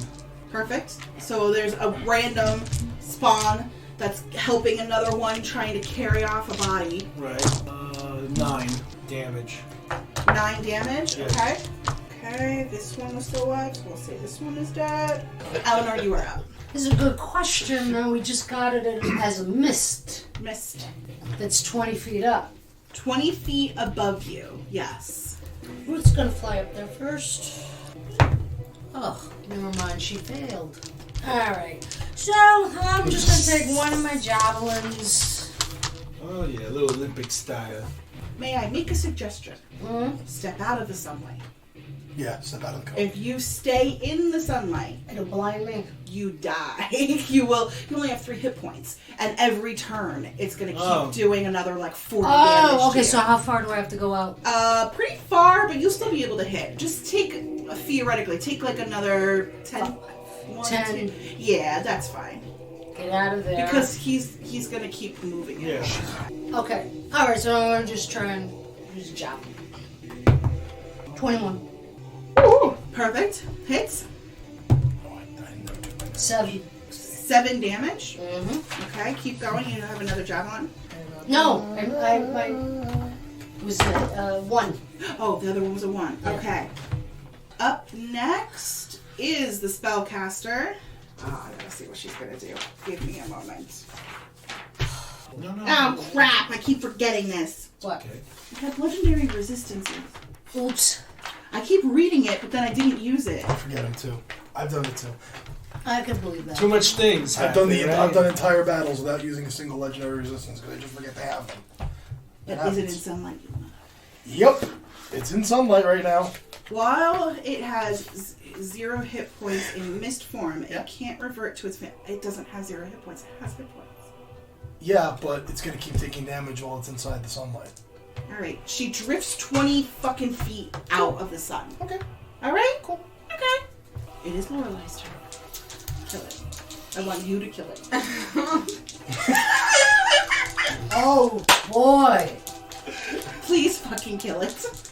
Lorelei. So I'm gonna Eldritch Blast this. Do it. Please. No. What is it? 7, 8, 9, 10, 11. One's a 12. Okay, hold on. And one's a 13. War God's Blessing, the 13's a 23. Channel Divinity. That happens. His channel divinity as that cleric is to make it a nat 20. I know, but I kind of feel like I'm in the middle of a mommy-daddy fight right Oh No, not at all. I wanted you to hit, so I'm using my last Channel Divinity to make a plus 10 to one of your attacks. now. Okay. 9. Hold on. She got him? She got him? No. Still alive? Yeah. You have anything else? No? Okay. I mean, what do you want me to do? I'm a warlock! What the hell was that? I'm a warlock! This is pretty much where it ends! That's what I got. No, it's fine. Alright, vampire spawn go. They wreck some shit. Not gonna do anything dirty. Now it's your turn, go ahead. Okay, well first, I'm going to step out of the cone. Okay. Wise. And I'm going to pop a 4th level Cure Wounds into Eleanor with my sincerest apologies. I understand. I know it wasn't malicious. 12, 14, 19. You heal 19. Okay. Wait a minute. 12, 14, 19. No, I apologize. I didn't have my modifier. 23. 23. You heal 23. Okay. Bonus action, Move the cylinder. Con save from the mist, please. Resistance. Okay. Okay, she makes the save. She takes 10 radiant. She only had 5. Enough of this horse shit. Okay. As you cast that sunlight on that little tiny wisp. So, like, after you see the Eldritch Blast hit it, like, it shrinks almost, like, to this, like, little, barely there kind of, like, vapor. And then as you move the sunlight over, it just disintegrates. It just vanishes. At this point, you hear all of the vampire swarm shriek this enormous, like, it's hard, like, not terror, but almost like this echoing, and it keeps, like, vibrating, and it's like, it all is, everyone's ears are just ringing with pain, and then you kind of see them all, like, collapse. But then as they collapse, it's like they're doing that thing where they, like, almost, like, crawl into themselves. And it's like their bones break and they're... Wow. And they're kind Works of... for me. Very descriptive. And it almost looks like they're digging and burrowing into the dirt, but they kind of turn to dust before they do. Back to the shadows of hell with you. The rats are gone. The mists are gone. Morpheus is like, cool. That's great. Dark shit. So the mists absolutely evaporate, and the rats that are kind of now, like, swarming on top of you, Lorelei, have just kind of, like, literally turned to nothing. They're just gone. And you could tell it was a spell that summoned them from another place. They didn't actually exist on this plane. And, yeah, that's about it. Everything kind of goes away. And you see the fiery wall that Paylor had up. You see it slowly start coming back and almost turning to its embers and slowly going away. And some of the trees that were burning have now been... It almost looks like they are sucked back into the bonfire. And then the bonfire almost looks like it changes colors from the bright white heat that it was, and it kind of pulls back into this deep orange of a standard looking bonfire. Okay. Standard. Where's Bruno and all this? How's he looking? Bruno's still on the ground. Everyone Still Everyone passed heals out. 7. I did a mass healing word. Everyone heals 7. Yes. I'm sure. Are you healing all of the people on the ground and stuff like that? Yeah, you will be walking around popping cure wounds into people. As Lorelei kind of, like, goes to Bruno and, like, heal him, please. Sure. 5. He wakes up. Is he a vampire now? No. He's all bit? He's only a vampire if he gets, like, killed, drops beyond 0 because of the bite, and then wakes up the next morning. Then at that point he would be a vampire. Okay, when he wakes up, Lorelei's going to kind of go right next to his ear and just say, "Never lose hope," and, like, leave him there and walk away. He just kind of looks up dazed at you, and he doesn't really react right now. Okay. I'm sure you guys are all kind of, like, meeting in the center. Essentially, the people who were helping and fighting off the spawn as well, they are kind of like, "We did it!" Like, you know, like, yeah! Okay. But you can hear them yelling out to the people up at the temple, saying, "It's okay, it's okay." And a few people are coming over to you and thanking you and hugging you, and everyone seems very, very grateful. The wicked witch is dead. Yeah, absolutely. Yeah. The children okay, especially the one that was by me? You don't see them right now. Okay. They're in the temple, but now that the fire has been extinguished, Solana, you can kind of see way up at the top. You look up, and Solana has her head out of that window and is looking at you guys and, like, surveying what's going on. So after a little while, she'll say, like, "Okay, we can go back down the steps." Okay. So after a little while, I want to say like 10 minutes or so, they'll come back down the steps. Okay. But the kids are okay. There's no true casualties of death here. So that was able to save it, especially with healing and bringing everybody who was damaged back. At that point, Solana comes down and walks over to you and pulls you close to her, and she's large. She's very large. And she pulls you close to her in a very motherly and caring embrace. She holds me and folds me to her heart. Of course. And then she takes her fingers on the little things that you have, and she traces them again. And says, thank you so much for believing and respecting and having our backs. This was beautiful. Thank you so much. Just take care of the children when we leave. Make sure that they're cared for. I think that this was it. This was the true darkness, and I believe it is gone now. And she definitely goes around to each one of you, and she holds you and cares for you. And I don't know if you didn't really ask, but in the town, there is a large population of Luxodons there. Okay. It is primarily Luxodon. But then you do see some elves, some humans, some halflings, but it's very rare. It's almost like, oh, there's the halfling family. Or there's like the Airgenacies. Like, it's very limited. Okay. But it's primarily a large population of Luxodon. And she definitely goes over to each one of you and holds you and says, this has really inspired me and my whole family here. And this has really brought such amazing faith to us. And even though I know the caravan will probably still leave tomorrow, at least I know they will pass safely. And I will know that we can still continue our faith here. Very happy Torm sent me. And it was an honor fighting alongside you lot. Oh, yes.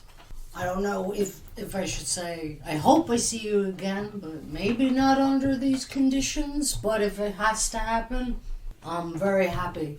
I would welcome that. I don't know when Paylor will send you back. I don't know if he feels strong enough to do so now. He came into the flames and then it's dark out now. I think it might be easier to send you back in the day, but you're welcome to rest and enjoy our music. And we're going to play some music now, and we're still going to eat, and we're still going to honor him, probably more than before. But you're welcome to rest here, and we can do our prayers tomorrow. Time for a good drink. Sure. It was a pleasure fighting alongside you. That was amazing!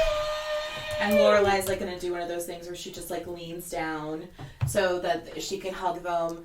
And she's like, if you're really good, I'll show you how to do it.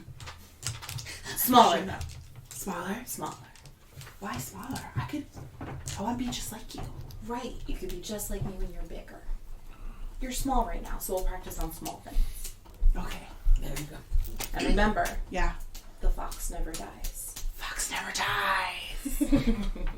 And one of them is a very small Luxodon little girl. Very small. And then another one is a human girl. If drinks are being had, Yor has one that he sips all night. That's right, he's a teetotaler. He's a teetotaler. Yeah.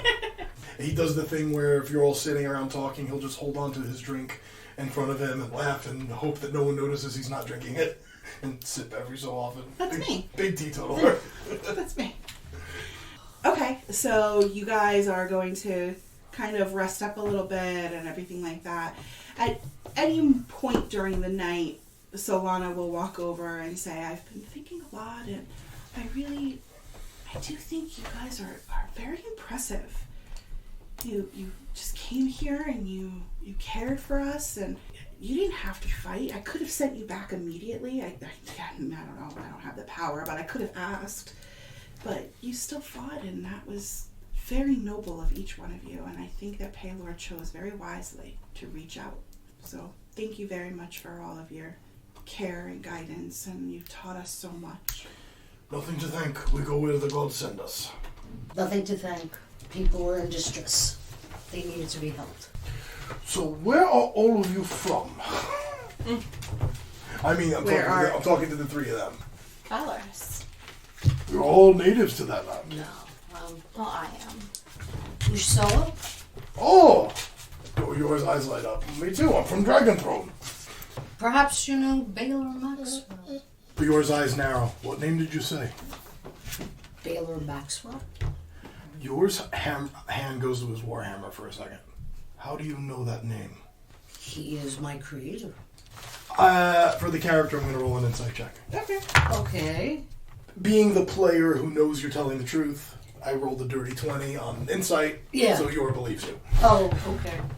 I'm glad because it was the truth. No, I know. Okay. I was saying, please pass this. Please pass. Your creator. Yes. That's... Created in the time of the Dragon War. And most of the... You were created during the Dragon War. Mm-hmm. I fought in the Dragon War.